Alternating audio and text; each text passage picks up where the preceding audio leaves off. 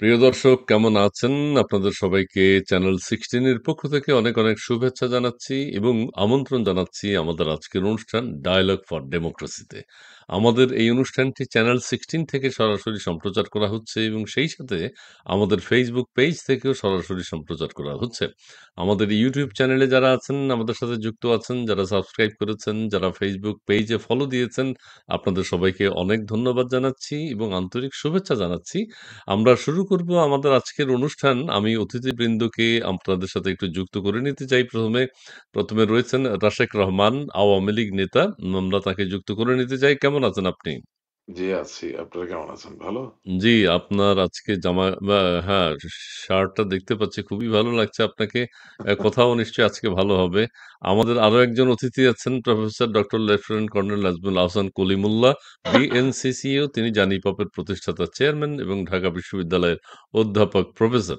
অধ্যাপক প্রফেসর বলাই ভালো। আমরা ২ জনকে পেয়েছি, ২ জনকে যুক্ত করে নিয়েছি। তার আগে আমি একটু বলি, দর্শক মণ্ডলী আপনারা যারা আমাদের সাথে যুক্ত হবেন বা হয়েছেন আপনারা লাইভটি একটু শেয়ার করে দেবেন এবং পরবর্তীতে যারা দেখবেন তারাও আ উম তারা দেখবেন এবং কমেন্টস করবেন। আমরা সেই কমেন্টস গুলোর উত্তর দিতে চেষ্টা করব। আর আজকে যারা মন্তব্য করবেন, আমরা মন্তব্যগুলো নিয়ে আমাদের আজকের ২ জন অতিথির সাথে কথা বলব এবং সেই সাথে আরেকটি কথা বলতে চাই বাংলাদেশ নিয়ে। আমাদের আজকের বিষয় হচ্ছে ডিসেম্বরের নির্বাচন। কিন্তু আবার প্রশ্নবোধক চিহ্ন আছে। কেন এই চিহ্নটি দিতে হয় সেটি নিয়ে আলাপ করব আজকে। আর বাংলাদেশকে কেউ আ বলেন যে হ্যাঁ, ভারত বাংলাদেশকে চালাচ্ছে। আবার কেউ বলেন যে বাংলাদেশকে কখনো চালায় চায়না। আবার কেউ বলেন মার্কিন যুক্তরাষ্ট্র। এই দেশকে নিয়ে নানান ধরনের কথা প্রচলিত আছে। সেইগুলো বাদ দিয়ে আমরা আমাদের আজকের যে আ আমাদের প্রধান প্রেস সচিব যিনি, প্রধান উপদেষ্টার প্রেস সচিব তিনি হচ্ছেন শফিকুল আলম। তিনি একটি কথা বলেছেন অপ্রত্যাশিতভাবে যে প্রধান উপদেষ্টা নির্দেশ দিয়েছেন ডিসেম্বরের নির্বাচনের প্রস্তুতি নেয়ার জন্য। বিশেষ করে আইনশৃঙ্খলা বাহিনী বা স্বরাষ্ট্র মন্ত্রণালয়কে এই নির্দেশটি দিয়েছেন। তো সেটি হঠাৎ করে না চাইতেই একেবারে বৃষ্টি আমাদের যেটি আমরা প্রত্যাশা করিনি। একসময় আমাদের কথা ছিল যে প্রধান উপদেষ্টা বারবার বলেছেন জাতির উদ্দেশ্যে ভাষণে যে ডিসেম্বর অথবা ২৬ এর জুনের মধ্যে নির্বাচন হবে। তারপরে নানান চড়াই-উতরাই পেরিয়ে নানান আলোচনা সমালোচনার পরে সিদ্ধান্ত হয়েছে যে না, এপ্রিলে নির্বাচন হতে পারে। তারপরে আবার নানান আলোচনা সমালোচনা চলছিল এবং প্রধান উপদেষ্টা লন্ডন বৈঠকের পর বললেন যে হ্যাঁ, তারেক রহমানের সাথে যে ডিসেম্বরে ফেব্রুয়ারিতে নির্বাচন হতে পারে, করা যায়। এখন সেনাপ্রধানও বলেছেন ডিসেম্বরে নির্বাচন হওয়া উচিত। এখন হঠাৎ করে আমাদের প্রেস সচিব জনাব শফিকুল আলম তিনি ঘোষণা দিয়েছেন যে ডিসেম্বরের নির্বাচনের প্রস্তুতি নিতে। এখন কেউ বলছেন কোন ডিসেম্বরে, কেউ বলছেন কোন বছরের ডিসেম্বরে, কেউ বলছেন যে এটা একটা অশ্বনির্ভ, কেউ বলেন যে আবার একটা মূলা ঝুলিয়েছেন, কেউ বলে আবার নতুন একটা নাটকের স্ক্রিপ্ট লেখা হয়েছে সেটি প্রচার করেছেন। আবার কেউ বলছেন এরকম একটি ঘোষণা আমাদের প্রধান উপদেষ্টার মুখ থেকে যদি আসতো, সেটি সবচেয়ে গ্রহণযোগ্যতা পেত। নানান ধরনের সমালোচনা আছে, আলোচনা আছে। আমি ১ম এই আমাদের দর্শক অনেকে যুক্ত হয়ে গেছেন এরই মধ্যে। আপনাদের সবাইকে শুভেচ্ছা। আমাদের ২ জন অতিথিকে আপনারা দেখতে পাচ্ছেন। আবারও বলি আওয়ামী লীগ নেতা রাশেক রহমান এবং ঢাকা বিশ্ববিদ্যালয়ের প্রফেসর লেফটেন্যান্ট কর্নেল আমাদের নাজমুল হাসান কলিমুল্লাহ স্যার এবং আ তিনি একজন বিএনসিসি এবং এছাড়া তিনি জানিপপের প্রতিষ্ঠাতা চেয়ারম্যান। আজকে তিনি ১ম এই আপনাকে দিয়ে একটু স্যার ৩-৪ মিনিটে যদি আপনি একটু বলেন, এই যে প্রধান উপদেষ্টার প্রেস সচিব যে বক্তব্যটা দিয়েছেন, সেটি আপনার কাছে কি মনে হচ্ছে যে ডিসেম্বরের নির্বাচন এটা কি হতে পারে?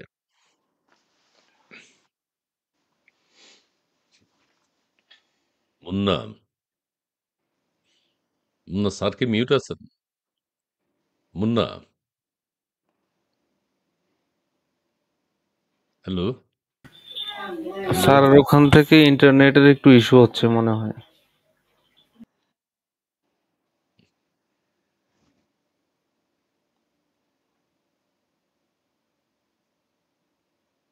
বিষয়টি খুবই চমকপ্রদ। আজকের ঘোষণা এটি কিন্তু সারা দেশে এখন আলোচিত হচ্ছে যে কিভাবে প্রধান উপদেষ্টার নির্দেশে আমাদের শফিক সাহেব এই ঘোষণাটি দিয়েছেন এবং কি কারণে এই ঘোষণাটি দিয়েছেন। আমি কেউ বলছেন আবার যে মার্কিন যুক্তরাষ্ট্র যে 35% যে ট্যাক্স আরোপ করেছে সেটি নিয়ে যাতে আলোচনা না হয় সেটিকে ওভারলুক করার জন্য, পাশ কাটানোর জন্য এই ধরনের চমকপ্রদ একটা ঘোষণা দিয়েছেন। রাশেক রহমান আপনাকে দিয়ে শুরু করতে চাই। এই খবরটা পাওয়ার পর আপনার কাছে কি মনে হচ্ছে? আপনাকে ধন্যবাদ। আমার জায়গাটা হচ্ছে যে আমি তো মনে করছি নির্বাচন সহসা হবে। এর কারণ হচ্ছে যে আপনি ডক্টর ইউনূসের যে সরকারের কথা বলছেন, আমি বিশ্বাস করি যে এই সরকারের যারা আসলে মূল ব্যক্তি, মূল চালিকা শক্তি, তারা একটা জিনিস উপলব্ধি করেছেন যে আসলে এই দেশ চালানো এত সোজা নয়। অর্থাৎ আপনি সরকার হিসেবে বসলেন বলেই সফলতার সাথে দেশ চালিয়ে ফেললেন, ব্যাপারটা একদমই তা না। জনগণের মনের ইচ্ছা, জনগণের ম্যান্ডেটের সাথে এর একটা নিবিড় সম্পর্ক আছে। এবং সেই জায়গা থেকে যেই চিন্তাভাবনা নিয়েই সরকারটি গঠিত হোক না কেন, আজকের প্রেক্ষাপট হচ্ছে এই যে আমি মনে করি যে এই সরকারটিও চাচ্ছে খুব তাড়াতাড়ি একটা নির্বাচন দিয়ে একটি এক্সিট খুঁজে পাওয়ার জন্যে। সেই জায়গা থেকে আজকের যে ঘোষণাটি এসেছে, যদিও আপনি ঠিকই বলেছেন এটা প্রধান উপদেষ্টা সে নিজে যদি ঘোষণা করতো একটু ভালো হতো। আর না করলেও আমি মনে করি তাদের উপরে যে একটা আর্জেন্সির ব্যাপার কাজ করছে, দ্রুততার ব্যাপার কাজ করছে, এটাই প্রকাশিত হয়েছে। সুতরাং ডিসেম্বর না ফেব্রুয়ারি, এটা তো খুব বেশি বড় কোনো পার্থক্যের ব্যাপার না, মাত্র ২ মাস ব্যবধান। সুতরাং ডিসেম্বরের নির্বাচন হয়ে গেল, সেটা আমি মনে করি তাদের এক্সিট পাওয়ার জন্য সহযোগী হবে। আমি কিন্তু সাধুবাদ জানাচ্ছি না। আমি বলছি তাদের এক্সিট পাওয়ার জন্য আচ্ছা, সহযোগী আচ্ছা। হবে। হুম, হুম, আর হুম। ফেব্রুয়ারিতেও তারা যদি নির্বাচন করে তাদের এক্সিট পাওয়ার জন্য সহযোগী হবে। এখন এই ২ টি মাসের ভিতর কোন নির্বাচনকে আমি আর যাই হোক ব্যক্তিগতভাবে আমার রাজনৈতিক সত্তার জায়গা থেকে সাধুবাদ জানাতে পারি না। কারণ যেই নির্বাচনে বাংলাদেশ আওয়ামী লীগের মতো বৃহৎ একটি দল অংশগ্রহণ করতে পারবে না, যেই নির্বাচনে বাংলাদেশের স্বাধীনতার দলের নামই উচ্চারিত হবে না, সেই নির্বাচন জি। আসলে ইতিহাসের পরীক্ষায় কতটুকু গ্রহণযোগ্য হবে সেটা তো বটেই। আর সেই জায়গা থেকে আমি মনে করি আম নির্বাচন হয়ে যাক, নির্বাচন হয়ে যাবে। এর মাঝেও রাজনৈতিকভাবে আমাদের অনেক চ্যালেঞ্জ এবং অনেক আ কাজ আ এবং কর্ষণের ব্যাপার রয়ে যাবে, যেটা আসলে আমাদের পক্ষ থেকে বাংলাদেশের মানুষের জন্য, বাংলাদেশের জন্য করা প্রয়োজন। জি, অনেক ধন্যবাদ। আমরা কমেন্টস নিয়ে ২-১ টা আবু নাসের ভূঁইয়া তিনি বলছেন, "কত সালের ডিসেম্বরে?" ইসমাইল ভাই এই বিষয়ে প্রশ্ন থেকেই যায়। সোহেল রানা, লাল সালাম, ধন্যবাদ আপনাকে। তারপরে রয়েছেন আমাদের অনেকেই অনেক কমেন্টস করছেন। আমরা যেটা আবারও বলতে চাই, হ্যাঁ, কেউ বলছেন কোন সালের ডিসেম্বরে? কেউ বলছেন যে এইটা একটা, হ্যাঁ, আশিক ভাইও যেটা বললেন, প্রধান উপদেষ্টার মুখ থেকে যদি এরকম একটা কথা মানুষ শুনতে পারত, দেশবাসী আরো বেশি আশ্বস্ত হতো। এখন নানাবিধ প্রশ্ন উঠছে। আজিজুর রমিজ তিনি বলছেন, "আমি বিশ্বাস করি না এর মধ্যেও প্যাঁচ আছে। সবাক সাধারণ কোন সালের ডিসেম্বরে নির্বাচন? ৩-০ হলে ৩০০ সালে। আচ্ছা, ৩-০ হলে ৩০০০ সালে হওয়ার সম্ভাবনা আছে।" ধন্যবাদ আপনাকে। দর্শক আপনারা লাইভটি একটু শেয়ার করে দেবেন। আমরা বশিরুল বিডি কাশেম চাচার পক্ষ থেকে সবাইকে শুভেচ্ছা। ধন্যবাদ আপনাকে। জি, জি, আমাদের মোহাম্মদ মুজাম্মিল খান, শুভকামনা রইলো আপনাদের জন্য। ধন্যবাদ। যে আপনারা যারা যুক্ত আছেন, আরিফুর রহমান সামাদ তিনি বলছেন, "মব সম্রাট ইউনূস মুখের ভাষার সঙ্গে অন্তরের ভাষার মিল নেই। সেই জাতীয় মোনাফেক।" ধন্যবাদ আপনাকে।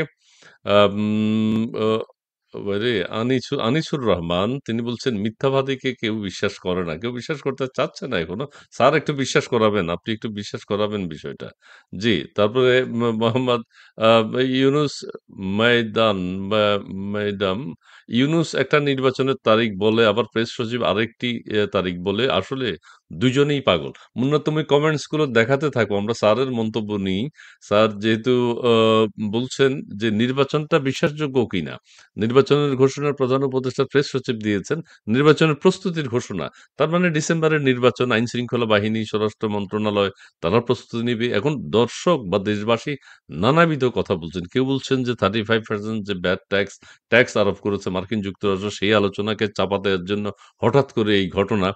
বিএনপি বলেছে ডিসেম্বরের মধ্যে নির্বাচন, ডিসেম্বরের আগেও নির্বাচন হতে পারে, আগে তারা বলেছে। এবং তারপরে সেই সিদ্ধান্ত থেকে সরে তারা প্রধান উপদেষ্টার সাথে ফেব্রুয়ারিতে নির্বাচনের ব্যাপারে এক ধরনের সম্মতি রয়েছে। সেই ক্ষেত্রে হঠাৎ করে ফেব্রুয়ারিও না, এপ্রিলও না, জুনও না, উম ডিসেম্বরে কিভাবে আসলো? একটু প্লিজ ব্যাখ্যা করবেন।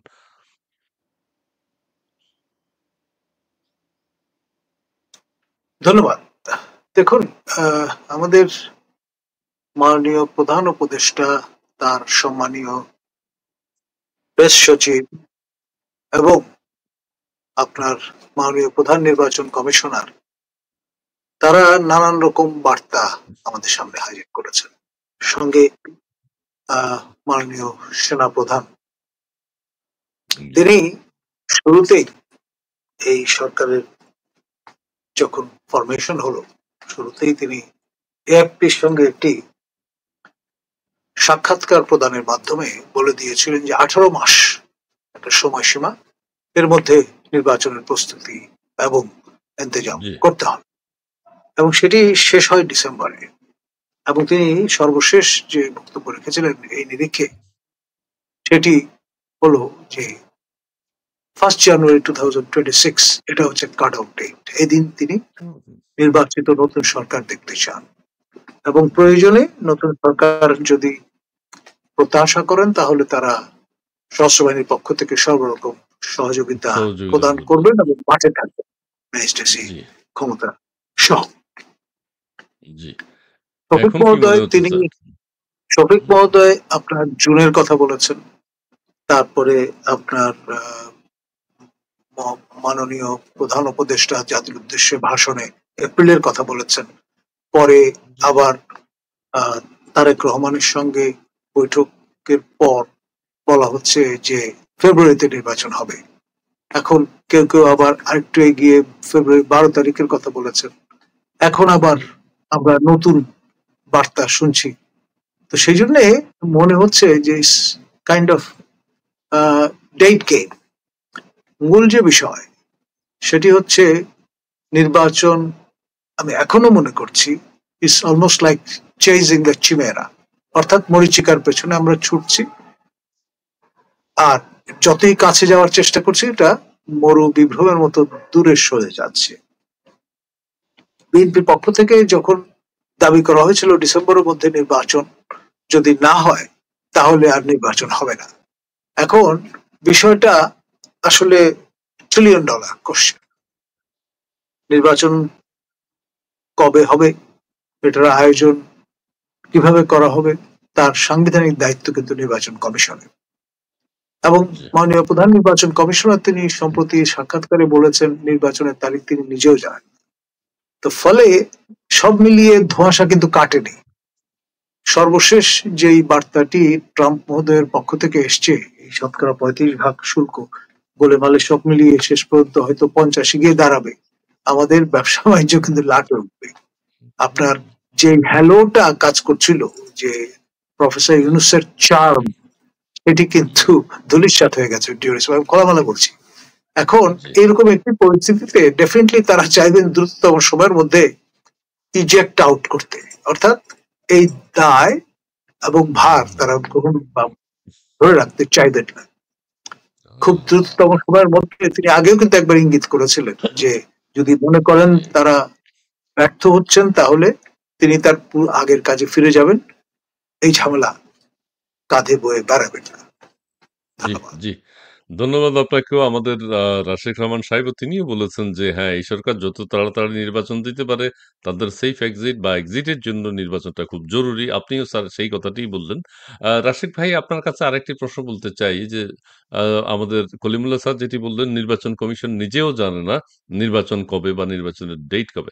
আপনার কাছে কি আওয়ামী লীগ সরকারের যে বদনাম ছিল নির্বাচন কমিশন বা নির্বাচন অনুষ্ঠান নিয়ে, এই নির্বাচন কমিশনকে কি আপনার নিরপেক্ষ বা সরকারের আওতার বাইরে মনে হচ্ছে কিনা, নির্বাচন কমিশন স্বাধীন মনে হচ্ছে কিনা, আপনার সংক্ষিপ্ত একটু বক্তব্য জানতে চাই। দেখেন, আমার পয়েন্ট ব্ল্যাঙ্ক অ্যানালিসিস হচ্ছে বাংলাদেশের উদ্ভূত পরিস্থিতিতে আর কোনোদিনও আপনি ভালো ইলেকশন আর কোনোদিন আশা করতে পারেন না। আচ্ছা, হবে না হবে এটা, না। না এটা হবে না, এটা হবে না। কারণ হচ্ছে খামাকা তঞ্চকতা বা মিথ্যা কথা বলে তো লাভ নাই। ব্যাপারটা হচ্ছে দেখেন, ইনস্টিটিউশন তো কাগজে কলমে তৈরি হয় না। ইনস্টিটিউশন তো কালো কালির কলম দিয়ে দাগ টেনে তৈরি হয় না। ইনস্টিটিউশন একটা অর্গানোগ্রাম দিয়ে তৈরি হয় না। ইনস্টিটিউশন মানুষদেরকে নিয়েই তৈরি হয়।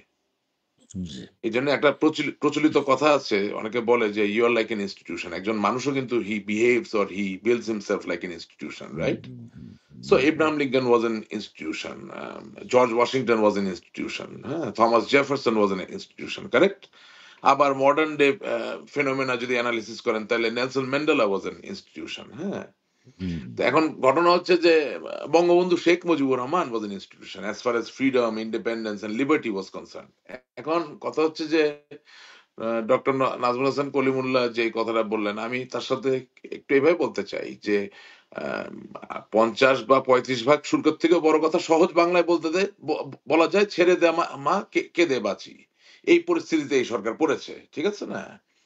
তো এখন ঘটনা হচ্ছে বাংলাদেশের যেই পরিস্থিতি, সেটা রিকাভারির প্রেসক্রিপশন কি, সেটার ব্যবস্থাপত্র কি, সেটা আমি আওয়ামী লীগ করি, আওয়ামী লীগকে ভালোবাসি, সেই জায়গা থেকে বলি না। আওয়ামী লীগের পক্ষ থেকে কোনো ব্যবস্থাপত্র আছে, না বিএনপির পক্ষ থেকে কোনো ব্যবস্থাপত্র আছে, আর না না, না। ছেড়ে দে মা কেঁদে বাঁচি এই সরকারের পক্ষ থেকে কোনো ব্যবস্থাপত্র আছে। সুতরাং এই যে একটা স্নো বলিং ইফেক্ট, এই যে উপর থেকে নিচে স্নো বলের মতো তৈরি হয়ে একটা জিনিস নিচে নামতেছে এবং বাংলাদেশকে বারবার অধপতনের দিকে নিয়ে যাচ্ছে, এর থেকে উত্তরণের যে পথ, এটা দেখানোর মতো কোনো লোক তো আমি সামনে আর যাই হোক দেখতে পারছি না। নির্বাচন হবে, আচ্ছা। কেন হবে না, হুম। আগেও হয়েছে, এবং এটা এটা জি। এটা আম, যদিও জানি পোপের সভাপতি উনি এখানে আছেন, আমি আমি ওনার অ্যানালিসিসটা বলতে পারি না, বাট আমি আমার অ্যানালিসিস বলতে পারি যে আওয়ামী লীগের স্বার্থেই, বাংলাদেশের স্বার্থেই পূর্ববর্তী নির্বাচনগুলো আরো ভালো করা যেত। হ্যাঁ, 2018 সালের নির্বাচন আরো স্বচ্ছ করা যেত। 2024 সালের নির্বাচন একেবারে টোটালি আননেসেসারি একটা মডেল ছিল। এটা সারা পৃথিবীতে হাসির পাত্র হওয়া ছাড়া আমরা কিছু হই নাই। কারণ পার্টিজান পলিটিক্স বাদ দিয়ে নিজে নিজে ইলেকশন করা, এটা তো কোনো এটা কোনো মেথড হতে পারে না। হ্যাঁ, অ্যাপারেন্টলি আপাতত মনে হইতে পারে যে খুব ভালো কাজ করতেছে, কিন্তু আসলে তা না, এবং সেটার ফলাফল এখন আমরা দেখতে পাচ্ছি। তো 2014 সালের যে নির্বাচন, সেটা আপনাকে বলি, যারা আওয়ামী লীগ করেন না তারাও কিন্তু মেনে নিছিলেন যে ঠিক আছে, বেগম খালেদা জিয়াকে জননেত্রী শেখ হাসিনা দাওয়াত দিয়েছেন, আলাপ করার জন্য ডেকেছেন, তিনি বসেন নাই, বয়কট করেছেন। সংবিধানের প্রয়োজন, সবকিছু মিলিয়ে একটা নির্বাচন হওয়ার কিছু, নির্বাচনটা হয়ে গেছে। কিন্তু যখন 2014 পরে 2018, যখন 2018 পরে আপনার 2024, এখন যেটা কাজের কাজ হয়েছে সেটা হচ্ছে যে পূর্ববর্তী সবগুলো নির্বাচন নিয়ে প্রশ্ন উঠে গেছে। হুম। এই জন্য এই লেবু চিপলে যে তিতা হয়ে যায়, এটার বাস্তবতা, মানে খুব বেশি আমরা করে ফেলেছি। সো উই জি। Should have stop there. এখন আমার কথাটা হচ্ছে কি যে বাস্তবতা হচ্ছে ভাই, জুলাই আগস্টে তো একটা দুর্ঘটনা হয়েছে, আওয়ামী লীগ ক্ষমতার থেকে পতিত হয়েছে। এটা কি কেউ অস্বীকার করতে পারবে? না। পারবে না। আচ্ছা, চক্রান্ত কি চক্রান্ত না, যিনি চক্রান্ত করেছেন তার পক্ষ থেকে চক্রান্ত না হলে আমাদের জন্য তো চক্রান্ত। কারণ আমরা তো হুম। সুখেই ছিলাম, তাই না?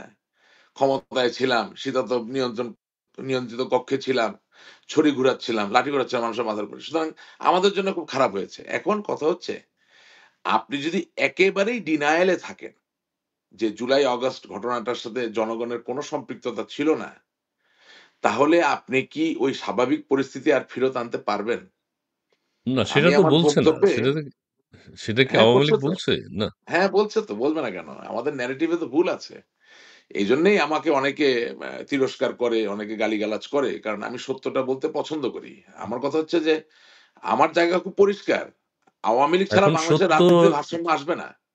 এটা খুব হ্যাঁ, কি ইম্পর্টেন্ট, করতে আমি বলতে চান দেন। আপনি কিছু পরামর্শ দেন এখন। কিছু পরামর্শ দেন। না, পরামর্শ দিচ্ছি। আমি বলছি যে হুম। নেলসন ম্যান্ডেলা যে কারণে ইনস্টিটিউশন, যেই শ্বেতাঙ্গরা কৃষ্ণাঙ্গদেরকে শত শত বছর ধরে নির্যাতন করলো, নিষ্পেষণ করলো, তাদেরকে কিন্তু বাদ দেয় নাই সে, তাদেরকে সে জেলে পাঠায় নাই, তাদেরকে সাথে নিয়ে সে এফডব্লিউডি ক্লার্ককে নিয়ে শ্বেতাঙ্গ পূর্ববর্তী রাষ্ট্রপতিকে নিয়ে একটা নতুন সরকার গঠন করলো।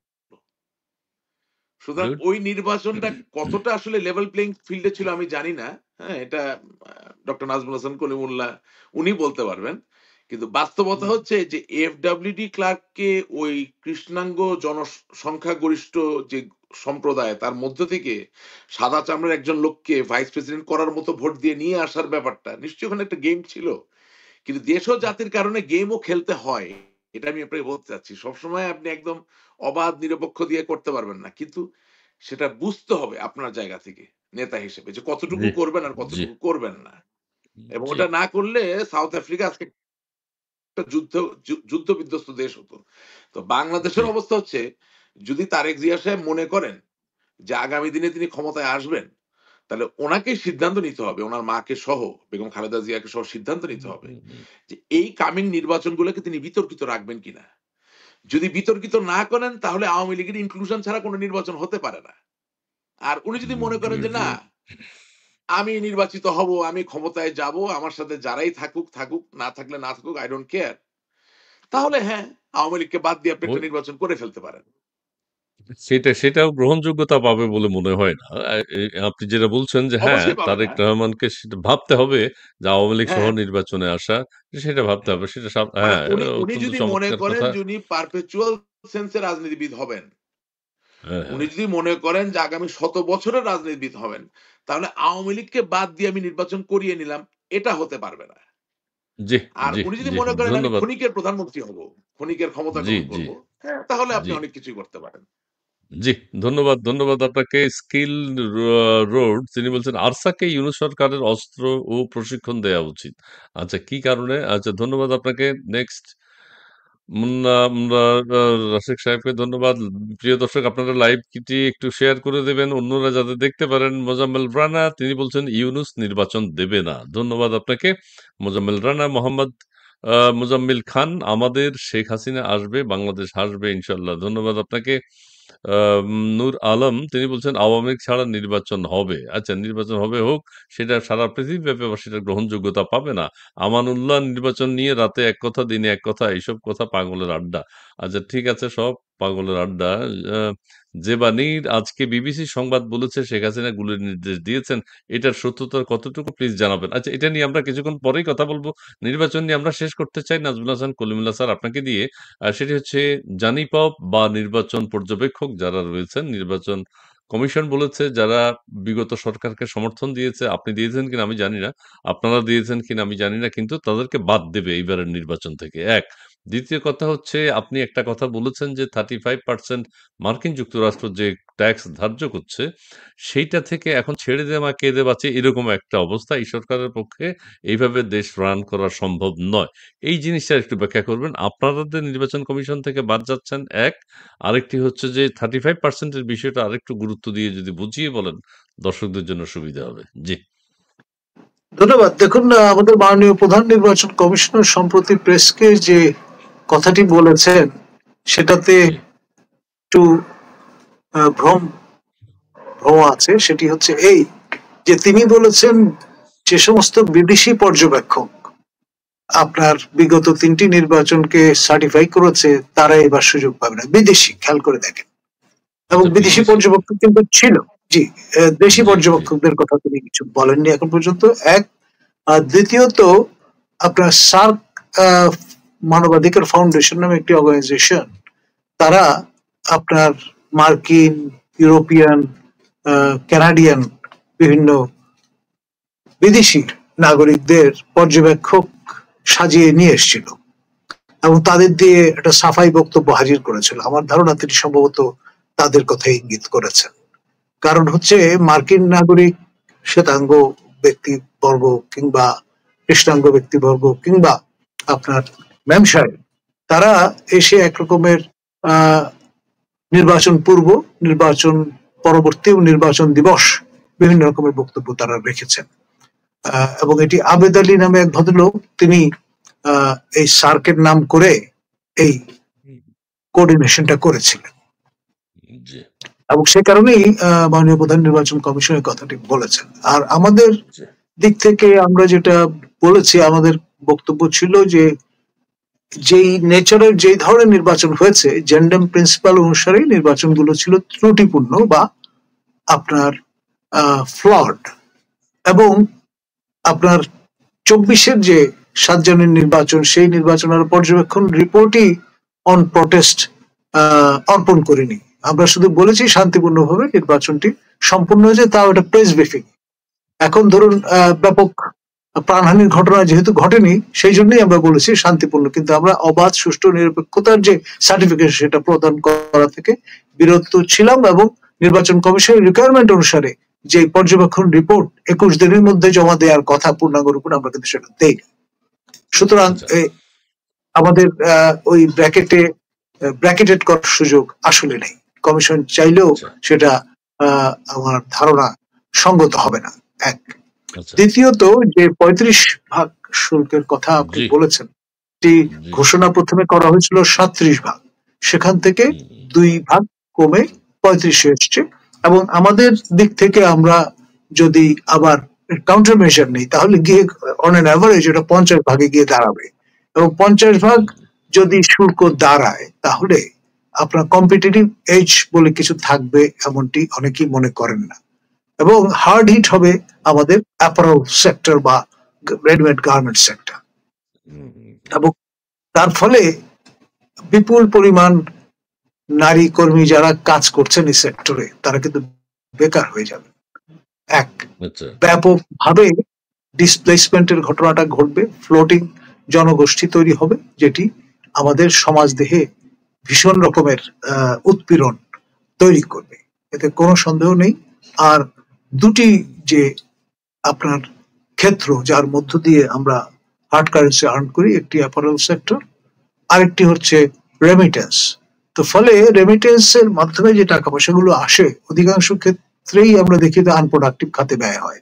জমি কেনে লোকে, বিয়ে করে, তারপরে আপনার বিভিন্ন ভাবে পরব উৎসব এগুলোতে ব্যয় করে ফেলে। মূল টাকাটা কিন্তু আসে এই অ্যাপারেল সেক্টর বা রেডিমেড গার্মেন্ট সেক্টর থেকে।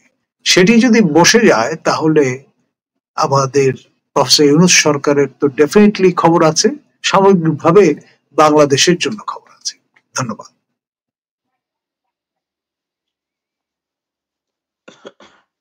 রাশেক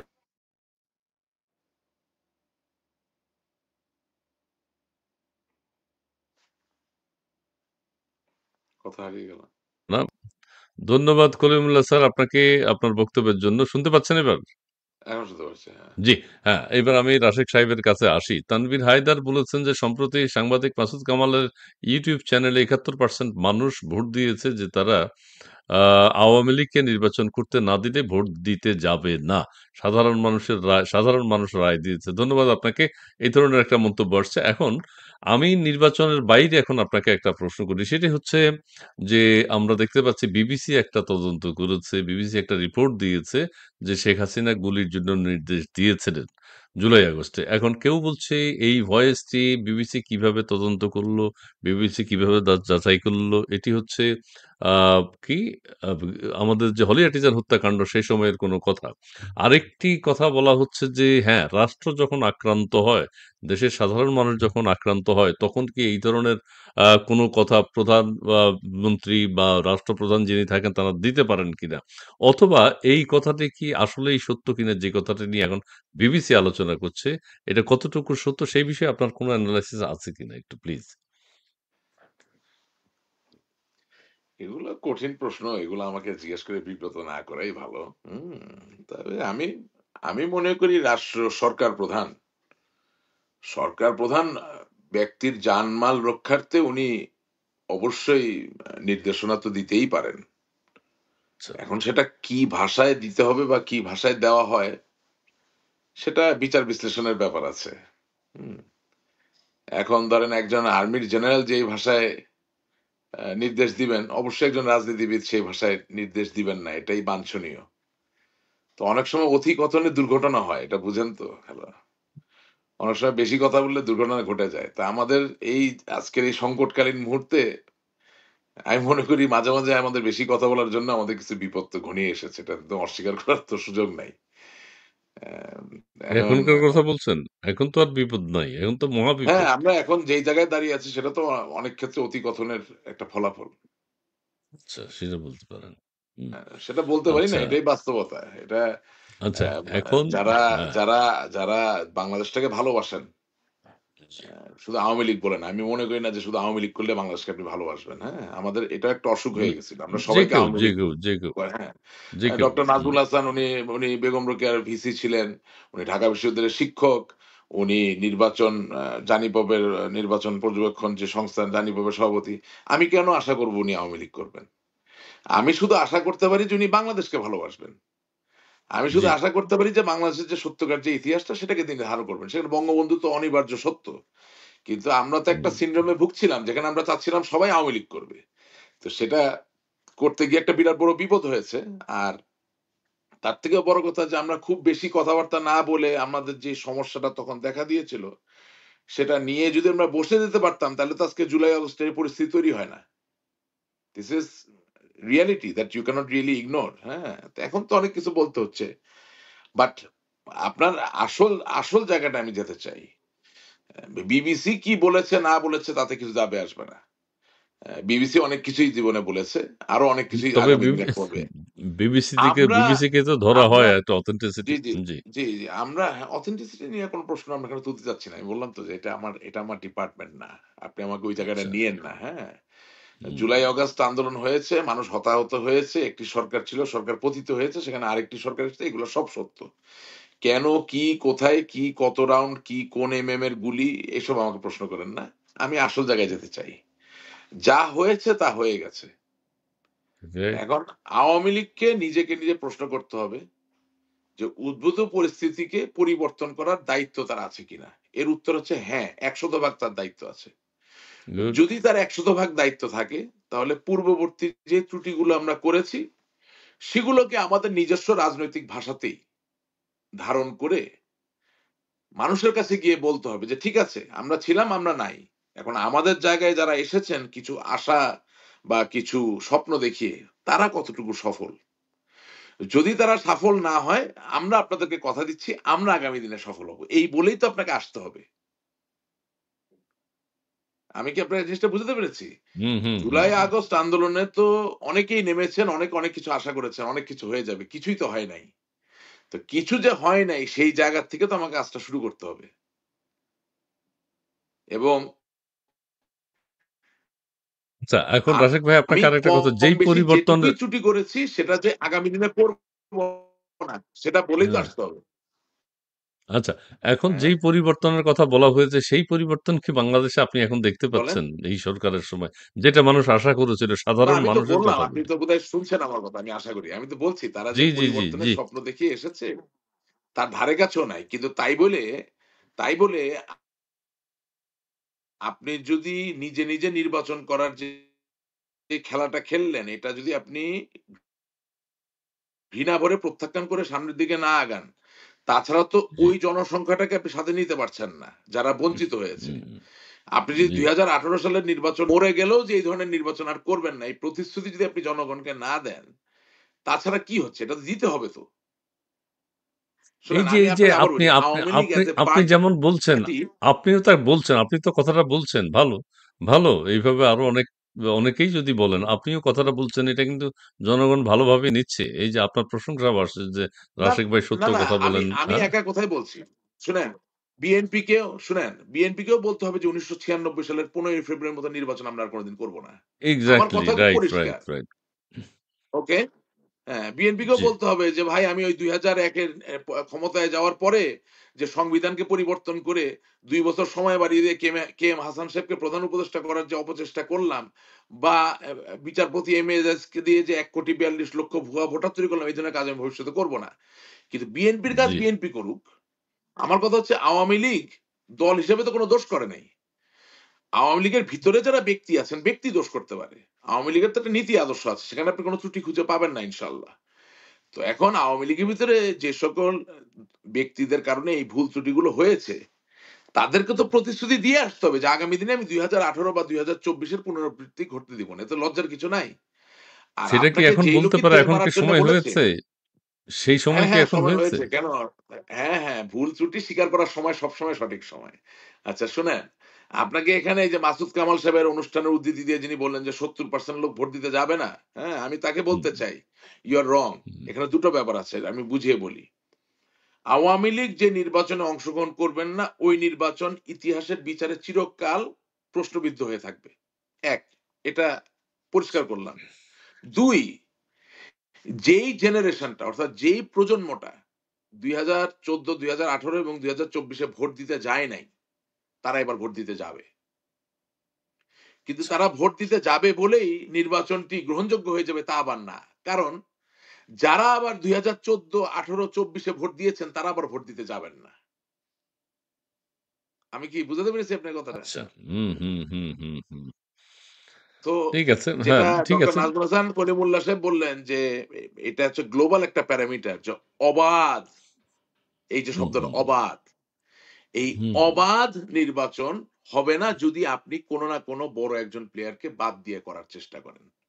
এটা 70% না 80% না 90%, এইসব হিসাব যারা করতে যায় তারা আসলে একটা অন্ধকার গুহায় বসবাস করছে। আমি ওই জায়গায় যেতেই চাচ্ছি না।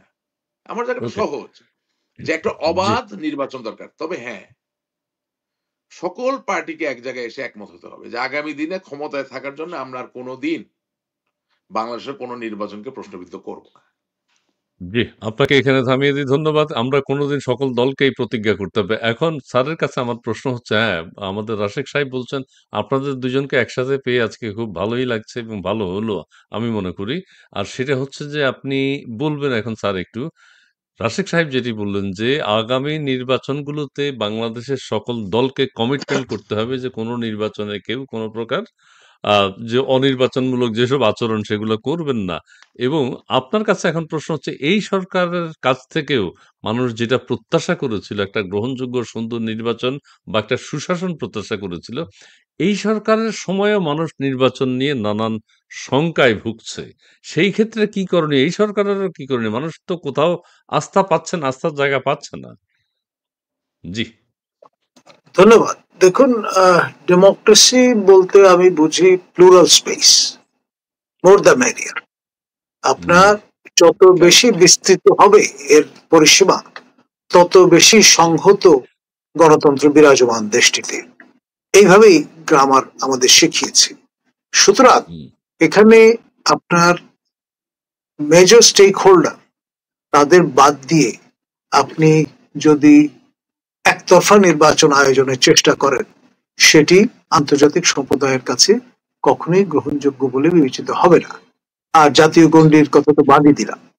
এখন এখানে আপনার ইউনিভার্সাল অ্যাডাল্ট ফ্র্যাঞ্চাইজ, তার উপর ভিত্তি করে যখনই নির্বাচন আয়োজনের ব্যবস্থা করবেন, এটা বর্তমানে প্রচলিত ফার্স্ট পাস দি পোস্ট সিস্টেমেই বলুন কিংবা প্রপোর্শনাল রিপ্রেজেন্টেশন সিস্টেমেই বলুন, আপনাকে একটা রফায় কিন্তু আসতে হবে। যদি প্রপোর্শনাল রিপ্রেজেন্টেশন সিস্টেমে যান, তাহলেও মেজর স্টেক হোল্ডার কাউকে বাদ দিতে পারবেন না। মানে থ্রেশহোল্ড যেটা, সেটা নির্ণয় করে নিতে হবে। এবং এখন সেখানে স্যার ধরুন বাংলাদেশ আওয়ামী আওয়ামী লীগের লীগকে তো যদি আপনি পাচ্ছেন, আপনি খেয়াল করে দেখেন আওয়াম প্রফেসর ইউনূস জি, কিন্তু আন্তর্জাতিক সম্প্রদায়ের চাপে পড়ে শেষ পর্যন্ত বলেছেন যে না, আমরা আওয়ামী লীগকে নিষিদ্ধ করিনি, আমরা একদম। সাময়িকভাবে তাদের কার্যক্রমের উপরে বিধিনিষেধ আরোপ করেছি। খেয়াল করেন, অন রেকর্ড তিনি হ্যাঁ, বলেছেন সেটা। হুম, কেন হুম, বলেছেন? স্বেচ্ছায় বলেছেন না খুব ভালোবেসে বলেছেন? আমি কিন্তু সেটা মনে করি। তিনি শেষ পর্যন্ত বুঝতে পেরেছেন যে এইভাবে কিন্তু বিষয়টা সেল করা যাবে না। Is a very good marketing man, you know. এবং হুম। সে কারণে কিন্তু এ পর্যন্ত এত পথ পাড়ি দিয়ে এই জায়গাটায় এসে দাঁড়িয়েছেন। ইনি কি এবং মন থেকে অ্যাজ বলেছেন না বিদেশি সাংবাদিকদের এ কাছে মার্কেটিং আইওয়াসের ম্যান জন্য বলেছেন? তিনি বুঝে জি, গেছেন যে এটা ইনি এইভাবে সেল করতে পারবেন না। যত বড় জি, 10টা যদি আপনার এই নোবেল পুরস্কারও তার গলায় থাকে, আন্ডারে। ঝাঁপিতে জি, থাকে, তাহলে পারবে। এটাই রিয়ালিটি। জি, জি। সেজন্যই তিনি একান্ত অনিচ্ছা সত্ত্বেও বলতে বাধ্য হয়েছেন যে বিষয়টা এরকম। তার মানে কি আগামী নির্বাচনে কি আমরা আওয়ামী লীগকে দেখতে পাচ্ছি? দেখুন, ইনক্লুসিভ নির্বাচন ছাড়া নির্বাচন হবে না এই দেশে, যাই বলেন না কেন। আচ্ছা, আচ্ছা, আপনি আচ্ছা, যদি আচ্ছা, ঠিক 14, আছে। 18 এবং 24-এর নির্বাচনকে এক পেশে বলেন, তাহলে এর উল্টোটা মুদ্রারোপিত হবে। এবং সেটাও তখন একদমই। বলা হবে যে পার্টিসিপেটিভ না এবং আপনার গ্রহণযোগ্য না। আপনাকে তা তো একটা বিষয়টা রফায় আসতে জি, হবে। এতগুলো লোক জীবন দিল, তাদের রক্ত জি, তো বৃথা যেতে পারে না। তারা কেন রক্ত জি, দিয়েছেন? তারা হুম, একটা গণতান্ত্রিক সমাজ দেখতে চান। সেই 71 থেকে শুরু করে বা 71 আগে থেকেও প্রচুর মানুষ রক্ত দিয়েছেন বিভিন্ন সময়, বিভিন্ন আপনার কাল পর্বে। এখন সবার এই যে রক্তের ঋণ, সেটা যদি শোধ করতে হয়, তাহলে একটি অবাধ, সুষ্ঠু, নিরপেক্ষ এবং অংশগ্রহণমূলক নির্বাচন আয়োজন করতে হবে। সেটা যদি জি। আমরা এত কিছু পরে করতে ব্যর্থ হই, তাহলে এই রাষ্ট্রটি ব্যর্থ রাষ্ট্র হিসেবে পরিগণিত হবে, এতে কোনো সন্দেহ নেই। জি, জি। অনেক ধন্যবাদ আপনাকে রাশেক রহমান, এবং আপনি খুবই ভালো বলেছেন, চমৎকার বলেছেন। আমরা এখন যে বিষয়টি বলতেছি, আপনারা ২ জন একটু কিন্তু কমেন্টস গুলো যদি চোখে পড়ে একটু দেখবেন। দর্শকদের মতামত নিয়েও যদি আপনারা কিছু কথা বলতে পারেন সেটি ভালো। আমি কিছু কমেন্টস আবার একটু পড়ে দিচ্ছি। পিরোজপুর নিউজ, বানরের পিঠা বাঘের মতো এখন সংসদে আসন ভাগাভাগি করছে বিএনপি, জামাত, এনসিপি, তাহলে নির্বাচনের নাটক করে লাভ কি? হ্যাঁ, এনসিপি বলছে সংস্কার এবং বিচার ছাড়া নির্বাচনে যাবে না। তারা এখনো নিবন্ধন পায়নি, কিন্তু তারা বলছে বাংলাদেশ, ইউরোপ, ইসমাইল ভাই, ICC chief prosecutor Tajul Islam বলেছেন এই রেকর্ড তাদের তদন্ত দল বের করেছে, তার মানে এটা বিবিসির নিজস্ব সোর্স না, বিবিসি দিয়ে করানো হয়েছে। এইটা একটা কিন্তু প্রশ্ন। তিনি বলেছেন, তাজুল ইসলাম বলেছেন যে আরো অনেক তথ্য আছে, তার মানে তারা করেছেন। আক্তার হোসাইন, স্যারকে ইদানিং স্বাভাবিক দেখাচ্ছে না। আচ্ছা, ঠিক আছে, কেন স্বাভাবিক দেখাচ্ছে না? স্যার কি কোনো টেনশনে আছেন কিনা?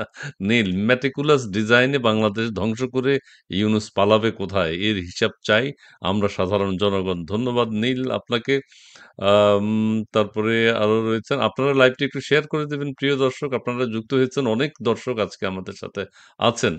মোস্তফা কাজী তিনি বলছেন, "এ কথাটাই সত্য কথা, যেটা হয়েছে যে আওয়ামী লীগ তো গলা টিপে হত্যা করছে শেখ হাসিনা। এই জায়গা থেকে বেরিয়ে আসতে হবে। গণতন্ত্র তারা বলে, গণতন্ত্রকে রক্ষা করতে হলে নির্বাচন ব্যবস্থা চালু করতে হবে না কেন?" আচ্ছা, ঠিক আছে। তারপরে মুস্তফা সাহেব, ধন্যবাদ আপনাকে। এমডি রাশেক ভাই এর মতো আওয়ামী লীগ আর থাকলে ১০০ বছর সরকারে আওয়ামী লীগ থাকতো। আমি লিবিয়া থেকে ১০ বছর ধরে রাশেদ ভাইয়ের টক শো শুনি আমি। মানে ১০ বছর ধরে আপনার টক শো শুনে আপনার মতো লোক থাকলে ১০০ বছর। আচ্ছা, লিটন মিয়া, ওই দেশদ্রোহী বিশ্বাসঘাতক রাজাকারদের বিরুদ্ধে রুখে দাঁড়াবার সময় এসেছে। রুখে দাঁড়াও বাংলাদেশ, হটাও সুদখোর আর রাজাকার, বাঁচাও সোনার বাংলাদেশ, মুক্তিযোদ্ধাদের বাংলা, রাজাকারদের ঠাঁই নেই। মুন্না, তুমি কমেন্টস গুলো দেখাতে থাকো, আমি আলোচকদের কাছে চলে যাই। নতুন স্বাধীনতা এসেছে, মবের মুল্লুক। এখন এই মবের মুল্লুকের দেশ বাংলাদেশ, মব বাংলাদেশে। আপনার কাছে এখন যেটা জানতে চাইব যে এনসিপি যে কথাটি বলেছে, যদিও তাদের নিবন্ধন নাই, তারা কিন্তু একটা বড় ভূমিকা পালন করছে। সেই ক্ষেত্রে এনসিপির যে বিচার চাওয়া এবং সংস্কার কার্যক্রম শেষ, আজকেও বলেছে নাহিদ ইসলাম, সংস্কার কাজ শেষ না হওয়া ছাড়া নির্বাচন হবে না। এখন আমাদের মাননীয় প্রধান উপদেষ্টা প্রেস সচিব যে বলেছেন ডিসেম্বরের মধ্যে প্রধান উপদেষ্টার নির্দেশ দিয়েছেন নির্বাচন দিতে হবে, নির্বাচনের প্রস্তুতি নিতে হবে, প্রস্তুতির নির্দেশ দিয়েছেন। আবার বিএনপি বলেছে, বিএনপির মহাসচিব ফখরুল ইসলাম আলমগীর সাহেব তিনি বলেছেন শেখ হাসিনার বিচার নয়, শুধু আওয়ামী লীগেরও বিচার করতে হবে। পরিস্থিতিটা কোন দিকে যাচ্ছে রাশেক সাহেব একটু ব্যাখ্যা করবেন। আচ্ছা দেখেন, আমি আপনাকে ছোট দুটো ঘটনা বলবো। একটা হচ্ছে আমার বাড়ি তো রংপুরের মিঠাপুকুর। জি, তো রংপুরে গরু চুরি মাঝে মাঝে একটা সমস্যা হয়ে দাঁড়ায়, হ্যাঁ, বিশেষত শীতের জি, রাতে। এটা আমাদের সাবেক ভিসি মহোদয় জানেন, তিনি তো সেখানে ছিলেন, হ্যাঁ। জি, তো আপনি অনেক চেয়ারম্যানকে খুঁজে পাবেন, নাম বলছি না, যারা গরু চুরির সাথে সরাসরি সম্পৃক্ত। তারা গরু চুরি করে আনে তাদের গ্রামে। আনার পরে ওই গরু ধরেন ৫ টা যদি চুরি হয়, একটা গরু জবাই দিয়ে গ্রামবাসীকে খাইয়ে দেয় এবং বাকি ৪ টা বিক্রি করে দেয়। এখন এটার রেজাল্ট হচ্ছে যে ওই চেয়ারম্যান তো খুব জনপ্রিয়, গরু চোর চেয়ারম্যান। আচ্ছা, তো দেশের তো কিছু আইন আছে। গরু চোর তো আর জেলের বাইরে থাকতে পারে না, তাই না? তো এখন আপনি জি, যদি এই গরু চোরকে জেলে নিয়ে যান প্রমাণ সহ, তাহলে সে তো আর সামনের দিনে চেয়ারম্যান নির্বাচন করতে পারছে না। হুম, কিন্তু জনপ্রিয়তার লিটমাস পরীক্ষায় যদি আপনি যান, তাহলে দেখবেন যে সে তার এলাকায় খুব জনপ্রিয়। কেন? কারণ চুরি করলে গরু আচ্ছা, খাওয়ায় জবাই দিয়ে। হুম। আচ্ছা। তো এক হচ্ছে কিন্তু এখানে অবৈধ কাজ জনপ্রিয়তা। করে হ্যাঁ, হ্যাঁ, এখা হ্যাঁ, হ্যাঁ, এখানে একটা হচ্ছে জনপ্রিয়তা। ২ নাম্বার হচ্ছে দেশের আইন, যেখানে তার জেল হয়। আর ৩ নাম্বার হচ্ছে দেশের ওই জনগণ যারা নিজের গরু চুরি হচ্ছে না, অন্যের গরু চুরি হচ্ছে, সেখান থেকে মাংস পাচ্ছে। তাই তারা চেয়ারম্যানকে ভোট জি, দিতে চাচ্ছে। সো জনগণের প্রকার প্রকৃতি। এই ৩ টা জিনিস আমলে নিলেন তো? আচ্ছা। এখন দেখেন, আমি আপনাকে একদম একদম মানে বাস্তবিক একটু উদাহরণ দিচ্ছি যে আমাদের যে বাবেল গোলন্দাজ এমপি যে আছে, ছিল জি, সাবেক এমপি, তার বাবা আলতাফ হোসেন গোলন্দাজ সাহেব। তিনি যখন গফরগাঁওয়ের এমপি, তখন আমি কৈশোরে, মানে আমার একেবারেই কিশোর বয়স, কিন্তু আমি নিজে একটা গাড়ি চালাতাম। তখন প্রয়াত মাহবুব হক শাকিল, সে আমার সাথে খুব ঘনিষ্ঠ ছিল। আমাদের ছাত্রলীগের সভাপতি লিয়াকত শিকদার সাহেব খুব ঘনিষ্ঠ ছিল, অজয়কর খোকন সেক্রেটারি ছিলেন, হ্যাঁ, এনামুল হক শামীম ভাই, তারপরে মাইনুদ্দিন হাসান চৌধুরী সাহেব, ইকবালুর রহিম সাহেব, হ্যাঁ, সবাই আমার খুব ঘনিষ্ঠ ছিল। যদিও আমি কৈশোর, মানে কৈশোরের একটি সত্তা, কিন্তু আমার সাথে সম্পর্ক খুব সুনিবিড় ছিল, এবং এই সূত্র ধরেই যদিও আওয়ামী লীগ বিরোধী দল ছিল, কিন্তু আলতাফ হোসেন গোলন্দাজ সাহেবের সংসদের দেওয়া যেই কোয়ার্টারটি, সেখানে আমার যাওয়া হতো এবং প্রায় সকালবেলা নাস্তা রাস্তা করা হতো। এবং তাকে আমি একদিন জিজ্ঞাসা করলাম যে, আমি শুনলাম যে আপনার এলাকায় নাকি আপনি আহ, বেশ কয়েকজন ব্যক্তিকে শারীরিকভাবে আক্রান্ত করতে পেরেছেন, আপনাকে সবাই খুব সাহসী এবং হিসেবে। তো আমিও বললো, বাবা একটু তুমি আমার পাশে বসো। হ্যাঁ, তাই বসলাম। বলে, বাবা গফরগাঁওটা একটু অন্যরকম জায়গা, এখানে সবাই খুব সাহসী। তো গফরগাঁওবাসী আপনারা সবাই ক্ষমা করবেন, মানে এটা একটা ডাকাইতা এলাকা, এইভাবে বললেন আর কি, এটা ডাকাতি জানি। প্রবণ এলাকা। তো সেখানে বাবা আমি যদি মসজিদের ইমাম সাহেবের মতোই হই, তাহলে তো মানুষ আমাকে ভোট দিবে না। ডাকাতের সাথে ফাইট করার জন্য ডাকাতি টাইপই হওয়া লাগে। হ্যালো, হ্যাঁ। আচ্ছা, আচ্ছা। তা আমি চিন্তা করলাম যে, আরে, এ তো মারাত্মক কথা বললো, যে হ্যাঁ, যেখানে ডাকাতে ভরা সেখানে আপনি যদি ইমাম সমেত ব্যবহার করেন, তাহলে তো খুব একটা আপনি আসলে জনপ্রিয়তা সুবিধা করতে পাবেন না, পারবেন আপনাকেও না। হতে হবে। তো এখন এই দুটো কথা বললাম এই কারণে যে বাংলাদেশের মানুষ ওইরকম নেতাই পাবে যা বাংলাদেশের মানুষ নিচে। ও, এই ক্ষেত্রে আমি একটা কথা বলতে চাই, আমরা তাই যা আমরা খাই। জি, একদম। এবং এই কথাটা বাইবেলে উল্লেখ আছে, এই কথাটা হাদিসে উল্লেখ আছে, একদম তাই। আপনার নিজের প্রতিফলন হচ্ছে আপনার নেতার মাঝে। আপনি, এবং এটা আহ, এটা এটা আমি যদি ভুল না করে থাকি, মোস্ট লাইকলি আমি যদি ভুল না করে থাকি, এটা বিল ক্লিনটন হয়তো কথা বলেছেন যে, generally people gate a good leader when the people are good, but if the people are not good they don't get a good leader. ঠিক আছে? তো এখন আচ্ছা, ডিসিএফ, এখন পিসিএফ, এনসিএফ, এনসিপি, ডিসিপি, হ্যাঁ, বিএনপি, আওয়ামী লীগ, এই সব কিছুর উপর ছাপিয়ে দিয়ে শুধু বলতে চাই যে, মনে করেন 54 বছরের বাংলাদেশের যে রাজনৈতিক পরিক্রমণ, যা যা ঘটনা ঘটলো, যেটা ডক্টর নাজমুল হাসান কলিমুল্লাহ বললেন যে নির্বাচনের জন্য কত প্রাণ আমরা দিয়েছি, একদম সত্য কথা, এটা অস্বীকার করার কোনো জো নাই। সেখান থেকে আমরা কি আদৌ কোনো শিক্ষা গ্রহণ করেছি? প্রবলেম হচ্ছে যে পাওয়ার্স টু বি, তাদেরকে তো টেনে হিচড়ে আমরা আমাদের মাঝে আনতে পারতেছি না। আমরা মারামারি করে মারা যাচ্ছি, আমরা মামলা খাচ্ছি, আমরা জেলে যাচ্ছি, আমাদেরকে জামিন নিতে হচ্ছে, আমাদেরকে অত্যাচার নির্যাতন এর সম্মুখীন হতে হচ্ছে, কিন্তু যাদের জন্য করছি তারা কোথায়? They are out of reach. So that's যে দ্য রাশেদ থিং। এটা সাহেব, বাংলাদেশের মানুষের সিদ্ধান্ত, এগুলো দলমত নির্বিশেষের কথা আপনাকে প্রতিফলন। বললাম। বাংলাদেশের মানুষের আচ্ছা, সিদ্ধান্ত আগামী দিনে তারা ভোটটা তারা কিভাবে দিতে চায়। আমি একটু অ্যাড করি দাদা। সেটা হচ্ছে যে আমিও বলেছি আমরা তাই যা আমরা খাই। আপনিও বলেছেন আমাদের দেশের রাজনৈতিক দলগুলো যেমন জনগণ যা চায় তারই প্রতিফলন রাজনৈতিক নেতারা। তো একদম। রাজনৈতিক নেতাদেরও তো একটা দায়িত্ব আছে আবার জনগণকে আদর্শ মানুষ হিসেবে গড়ে তোলার। না, সেই ধরনের কোনো নো, সুশাসনের কথা বা কোনো হ্যাঁ, কথা কি দেশের মানুষ শোনেন, নেতারা বলেন? জি, ওখানেই ব্যাপার যে একজন রাজনৈতিক নেতা আবার যখন দায়িত্বটা নিবেন আপনাকে ঠিক করার জন্য, তখন জি। আবার খুব সহজে তাকে আপনি টাইরেন্ট বলতে পারবেন।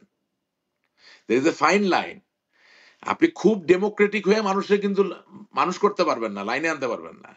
আপনি হ্যাঁ, আব্বা, আপনার ঘরে আপনার সহধর্মিণী তিনি হইলেন আম্মা, আপনার 2 সন্তান। আপনি যদি ওখানে নির্বাচন দেওয়া শুরু করেন সংসারের মধ্যে, তাহলে আপনার ছেলে মেয়ে তো আপনাকে গণতান্ত্রিক বলবে, কিন্তু 12টা তো বাইজে যাবে। আর আপনি যখন শক্তভাবে ছেলে মেয়েকে চালাতে যাবেন, তখন আবার মানে আবিধানিকভাবে আপনি কিন্তু কিছুটা টাইরেন্ট, কিছুটা ডিকটেটর। হ্যাঁ। না, সো এই কিছুটা জন্যে, হতে হবে। না, এই জন্য honest dictator. Republic form of democracy, যেটা ডক্টর নাজমুল হাসান কলিমুল্লাহ খুব নিবিড়ভাবে পর্যবেক্ষণ করার চেষ্টা করেন, যে আমি 5 বছরের জন্য একজন ভালো মানুষকে নির্বাচিত করব, তিনি ওই 5টি বছর আমার সাথে শক্ত বা নরম সবকিছু মিলিয়ে এমন ভাবে দেশটাকে পরিচালিত করবেন যাতে আমরা একটা ভালো জায়গায় পৌঁছাতে পারি। তার মানে প্রতি সেকেন্ড প্রতি মিনিটে ডেমোক্রেসি না, প্রতি সেকেন্ড প্রতি মিনিটে গণতন্ত্র না, রিপাবলিক ফর্ম অফ ডেমোক্রেসি। এখন সমস্যা হয়ে যাচ্ছে যে বাংলাদেশে, ওই আবার আপনার প্রথম কথা হচ্ছে, বাংলাদেশে আমরা নিজেদেরকে এত বেশি বড় মনে করি। আমরা বলি যে আমরা শিরক করব না, আমরা বলি যে আমরা আল্লাহ বিশ্বাস করি, কিন্তু আসলে যখন ক্ষমতা পাই তখন আমরা নিজেদেরকে একটু মানে দেবতা দেবতা মনে করা শুরু করি। প্রবলেম হচ্ছে রিপাবলিক ফর্ম অফ ডেমোক্রেসিতে আপনি যখন ক্ষমতা একবার পেয়ে যাচ্ছেন, তখন আপনি ভুলে যাচ্ছেন যেটা 5 বছরের ঘটনা।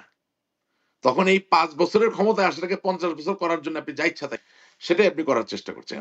এটা তো ভাই প্রধান নির্বাচন কমিশনার আর নোবেল প্রাইজ আর ডক্টর ইউনুস আর এরকম 10-12টা তত্ত্বাবধায়ক সরকার দিয়ে তো আপনি ঠিক করতে পারবেন না। যদি না আপনি গরু চোরকে গরু চোর না বলেন আর গরু চোরের জবাই করা গরুর মাংস থুতু দিয়ে ফেলে না দিতে পারেন, ততক্ষণ পর্যন্ত দেশ তো ঠিক হবে না। ধন্যবাদ, জিয়াফতের গরুর ধন্যবাদ মাংস আপনাকে। খাইলেন, পুলিশ যখন জি, চেয়ারম্যানকে ধরতে আসে তখন গিয়া পুলিশকে বাধা দিচ্ছেন, না না খুব ভালো মানুষ। No, you cannot do that. জি, জি, জি, জি, তো জি, জি। বাংলাদেশের মানুষকে একটা আপনাকে ভালো জায়গায় একটা সিদ্ধান্ত জায়গায় আসতে হবে। আর আমাদের যেটা হয়েছে জি, যে আমি মনে করি যে আওয়ামী লীগ এত তেজোদ্দীপ্ত নেতৃত্ব বাংলাদেশের মানুষকে ঐতিহাসিকভাবে দিয়েছে। এখানে প্রসঙ্গতই উল্লেখ করা প্রয়োজন। বঙ্গবন্ধু শেখ মুজিবুর রহমানের মতো ক্যারিজমেটিক লিডার বাংলাদেশ কেন সারা বিশ্বে পাওয়া খুব কঠিন। হি ওয়াজ এক্সট্রিমলি ক্যারিজমেটিক পারসন, কারেক্ট? ঠিক একইভাবে ইয়েস। মৌলানা ভাসানীও কিন্তু আওয়ামী লীগের একটা প্রোডাক্ট। হ্যাঁ, his political life started from Awami League. পরে উনি ন্যাপ করুক যাই করুক সেটা আরেক হুম, জিনিস। সরওয়ার্দী সাহেব, আপনি এমন কোন বাংলাদেশের বাঘা রাজনৈতিক নেতৃত্বের কথা বলতে পারবেন না যারা আওয়ামী লীগ থেকে আসেননি। হ্যাঁ, এখন দুঃখজনক বিষয় হচ্ছে যে আজকের যে আওয়ামী লীগ, এখন আপনি অনলাইন যদি খোলেন, যার বক্তব্য শুনতেছেন, এই আওয়ামী লীগ দিয়ে আপনি পারবেন কিছু করতে? আহা, এখন ডক্টর আপনিও তো নাজমুল আওয়ামী লীগে আছেন। নাজমুল আপনিও নাজমুল আওয়ামী সাহেবের লীগে নাজমুল আছেন। সাহেবের আকুতি, আমাদের আকুতি আপনার কাছে ভালো একটা নির্বাচন হোক। আর নির্বাচনে হুম। কি কেউ জায়গা ছেড়ে দেয়? ফুটবল খেলতে নামলেন, ড্যাশিং পুশিং ছাড়া কেউ জায়গা ছাড়ে? এমন এক সেখানেও তো মালকে অনেস্টির দিয়া প্রয়োজন এমন আছে, এক মালরে দিয়া সততার দল প্রয়োজন আছে। চালাইতেছেন, দাঁড়ান দাঁড়ান, এমন এক মালরে দিয়া দল চালাইতেছেন, তারে তো তার ঘরের লোকজনই জায়গা ছেড়ে দেয় না। আর অন্য লোক তাকে জায়গা ছাড়বে কোত্থেকে? আপনি তো কাকে আসল মিন জায়গায় করতে হাত দেন না, চাচ্ছেন? আপনি অন্য জায়গায় দিয়ে চলে গেছেন। আপনি না, কাকে এনসিপি মিন নিয়ে করতে আছেন, চাচ্ছেন? বিএনপি নিয়ে আছেন, হ্যাঁ, আপনি ডক্টর ইউনূসকে হ্যাঁ, নিয়ে আছেন। কিন্তু আপনাকে যেটা হুম, বললাম যে ফুটবল খেলায় আপনার আমার একটা দল, তারা খেলবে, গোল দিতে যাবে। ড্যাশিং পুশিং ছাড়া কি হয়? হয় না। সিওর হাতে লাগলে হ্যান্ডবল হবে, হ্যাঁ? অফসাইড হবে, পেনাল্টি হবে। কিন্তু তার মধ্যেও তো একটু ধাক্কাধাক্কির ব্যাপার থাকে। এখন এমন এক হুম, লোক দিচ্ছেন, যেই লোকের কথায় তার নিজের জায়গায় তাকে কেউ জায়গা ছেড়ে দেয় না। সেখানে আওয়ামী লীগ হুম। এই আগামী দিনের নির্বাচনে তার জায়গাটা কিভাবে করে নিবে? আচ্ছা, এখন আপনি আছেন আওয়ামী লীগের। আপনাকে মনে হচ্ছে আওয়ামী লীগের, হ্যাঁ, একজন অনেস্ট লোক মনে হচ্ছে। আপনি পরামর্শ দিবেন, আপনি দর্শক না, আওয়ামী আমি লীগের পক্ষে অনেস্ট যারা লোকের আছেন কোনো তাদেরকে আমি সংগঠিত শোনেন, করবেন। আমি অনেস্ট লোকের বিষয় বুঝি না। তবে এটুক বলতে পারি, আমি অনেস্টলি একটা জিনিস জি, বিশ্বাস করি সেটা বলতে পারি। জি। যেটা ডক্টর নাজমুল হাসান কলিমুল্লাহ একটু আগে বললেন যে বাংলাদেশের রাজনীতিতে কোনোদিন আওয়ামী লীগ ছাড়া আপনি ভারসাম্য আনতে পারবেন না। এটা আমি অনেস্টলি বিশ্বাস করি। আর এইটা দ্বিতীয়, স্ট্রংলি হ্যাঁ, বলেন। হুম, আর হুম, হুম। দ্বিতীয় জিনিসটা যেটা বিশ্বাস করি সেটা হচ্ছে যে বাংলাদেশের স্বাধীনতা, তার পেছনে আওয়ামী লীগের যে ভূমিকা তা সম্পূর্ণভাবে অনস্বীকার্য। সুতরাং আপনার জন্মের ইতিহাস বাদ দিয়ে যদি আপনি এগোনোর চেষ্টা করেন, খুব ভালো কিছু তো আপনি কোনোদিন করতে পারবেন না। এটা আমার বিশ্বাসের জায়গা। এটা আমি অনেস্টলি বিশ্বাস করি। এখন বাকিটা আমি কতটুকু অনেস্ট, কতটুকু অনেস্ট না, এটা আল্লাহ আছেন, তিনি বিচার করবেন। আচ্ছা, এখন এবং আমার আমি এও বক্তব্য মনে হচ্ছে করি যে এই যে হুম, একটু আগে আপনার একজন দর্শক কথা বলেছেন, ওনাকে সম্মান জানিয়ে বলতে চাই। উনি চাচ্ছেন আওয়ামী লীগ সদর্পে ফিরে আসুক। আমি সেই জায়গা থেকে বলছি, আমি কিছু পাই আর না পাই, আওয়ামী লীগ সদর্পে ফিরে আসলে মনে তো শান্তি পাবো। সেই জায়গা থেকে বলছি যে এখন যে যা করছে সবকিছু নিয়ে আপনি সমালোচনা করছেন। ঠিক একইভাবে এটাও বলা দরকার যে আমাদের যত সজোরে আঘাত করার কথা রাজনৈতিক প্রেক্ষাপটে, সন্ত্রাসী হয়ে না, রাজনৈতিক প্রেক্ষিতে রাজনৈতিক যে হাতিয়ার, অর্থাৎ বক্তব্য, বক্তৃতা, আপনার বিভিন্ন রাজনৈতিক কর্মসূচি, মানুষকে ঐক্যবদ্ধ করা, সেটা আমরা করতে পারছি না। কারণ বর্তমানে দৃশ্যমানভাবে যিনি দলের প্রতিনিধিত্ব করছেন, তিনি খুব একটা ভালো করতে পারছেন না। এমনি তো ভিতরে যে কাজ হচ্ছে না সেটা কি আপনি জানেন? না। আওয়ামী লীগ সংগঠিত না, হচ্ছে না বা শুনেন, হচ্ছে হবে। শুনেন, পৃথিবীর সবচেয়ে বড় অন্তর্যামী কে? আল্লাহ তো, তাই না? হ্যাঁ, তো আল্লাহ হ্যাঁ। তাআলা তো মুসা আলাইহিস সালামকে না পাঠায় ভিতরে ফিরআউনকে কায়েদ করে দিতে পারতেন। আল্লাহ হুম, তাআলা তো ইব্রাহিম আলাইহিস সালামকে না পাঠায় ভিতরে নমরুদকে কায়েদ করে দিতে পারতেন। ঠিক আছে না? হুম, তো এখন কথা হুম, হচ্ছে ভিতরে যাই হোক, বাইরে তো একটা করিতকর্মা লোক লাগে ভাই। হুম, শুধু ভিতরের অন্তর্বাস ঠিক রাখলেন, হ্যাঁ, একটু খারাপ ভাষায় বলি, জাঙ্গিয়া ঠিক রাখলেন আর উপরের কাপড় ঠিক থাকলো না, সেটা তো আর হয় না। হ্যাঁ? হুম, হুম, লাগে, হুম। বুঝলেন? তো সবই ঠিক আছে। ওই শেখ সাদির ইয়ে ছিল যে বাইরের কাপড় দেখে বিচার করে। তাই বলে আপনি একদম বাইরের ময়লা কাপড় পরে ফুটা করা কাপড় পরে যদি বর্তমান বিশ্বে যান আপনাকে তো কেউ বসতে দিবে না। এটাও তো বাস্তবতা।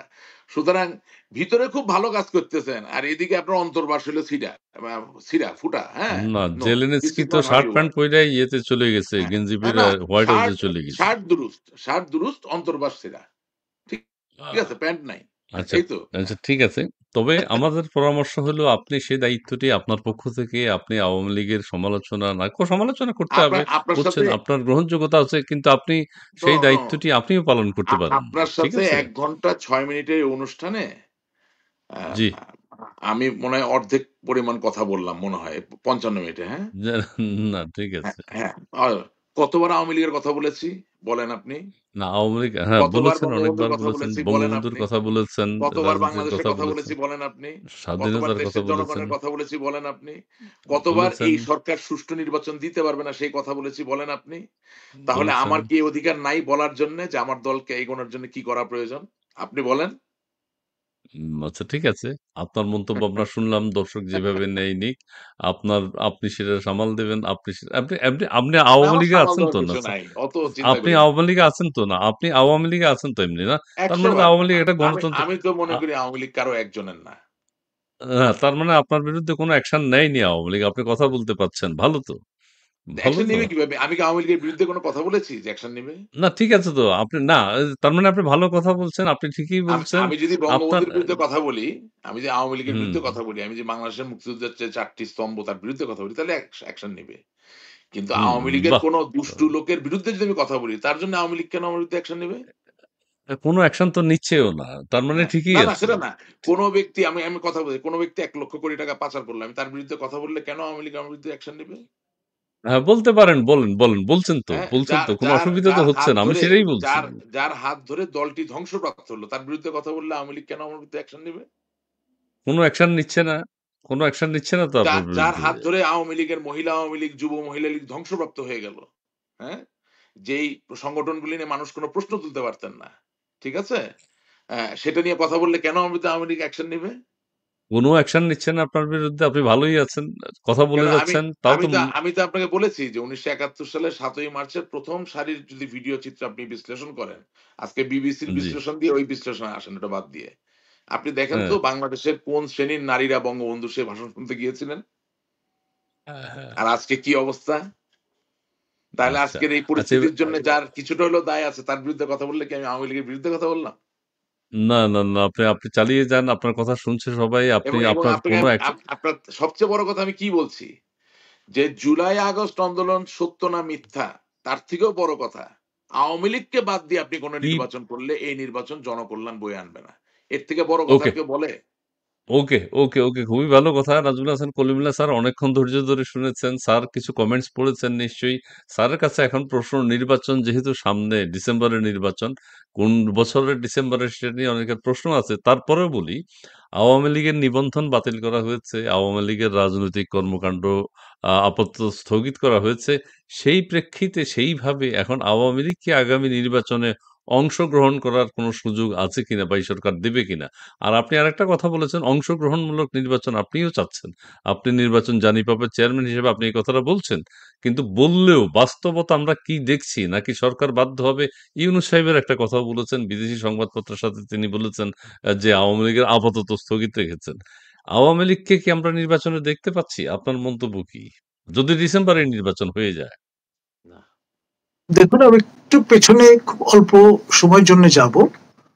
২৯শে মার্চ ১৯৯৬ সালে আপনার দুজন ফরেন রিলেশনস কমিটির মেম্বার, দুই দলের পক্ষ থেকে অর্থাৎ ডেমোক্রেট এবং রিপাবলিকানদের পক্ষ থেকে সিনেটর রিচার্ড লুগার এবং সিনেটর ক্লেমেন্ট বেল একটি ৩ শর্ত বিশিষ্ট আপনার টার্মস অফ রেফারেন্স তৈরি করে দিয়েছিলেন এবং সেটি পুট ফরওয়ার্ড করেছিলেন the then secretary of state of America Warren ক্রিস্টোফারকে। সেখানে প্রথম শর্ত ছিল যারা ক্ষমতায় আসতে চায় তারা যারা ক্ষমতা ছেড়ে দেবে তাদের জানমালের নিরাপত্তা নিশ্চিত করবে।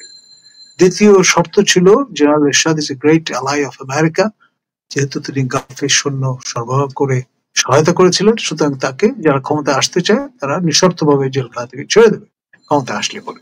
তৃতীয় শর্ত ছিল এখন থেকে এই দেশের সাধারণ নির্বাচন অতি অবশ্যই জাতীয় ও আন্তর্জাতিক পর্যবেক্ষকদের দ্বারা ভেটেড এবং সার্টিফাইড হতে হবে, তা না হলে সেই সকল নির্বাচনের ফলাফল আন্তর্জাতিক সম্প্রদায়ের কাছে গ্রহণযোগ্য বলে বিবেচিত হবে না।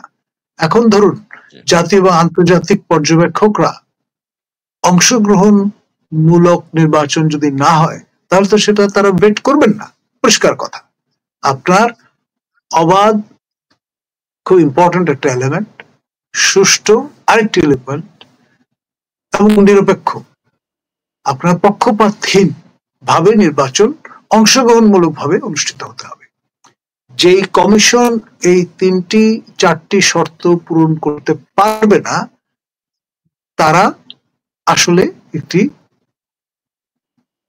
অনিন্দ সুন্দর নির্বাচন আমাদের উপহার দিয়েছে এটা বলার কোনো জো থাকবে না বা সুযোগ থাকবে না, পরিষ্কার। এবং আন্তর্জাতিক সম্প্রদায় যদি আপনার সহায়ক না হয় তাহলে আপনি তো সরকার গঠনও করতে পারবেন না, টু বি অনেস্ট।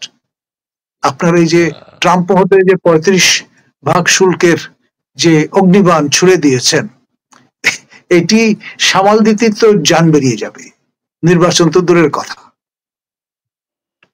অভুক্ত জনগোষ্ঠী আপনার তার যে বেসিক নিড সেইটি যদি পরিপূরণ না করতে পারে তাহলে আপনার এই ওপর থেকে চাপিয়ে দেওয়া নির্বাচন তো আপনি করতে পারবেন না, পরিষ্কার। আচ্ছা, এখন পরবর্তী নির্বাচন যদি হয়ও, পরবর্তীতে যারা ক্ষমতায় আসবেন বা দেশ শাসনে আসবেন তারাও তো সেই 35%-এর 50% ভাগীদার। তারা কি করবেন? দেখুন, একটি অনির্বাচিত সরকার আর নির্বাচিত সরকারের মধ্যে গুণগত পার্থক্য আছে। when you have the mandate আপনি কিন্তু একটা রেসপেক্টেবিলিটি অর্জন করেন। আপনার যদি ম্যান্ডেট না থাকে, ইউ আর নোবডি, আপনি তো অনুকম্পার পাত্র।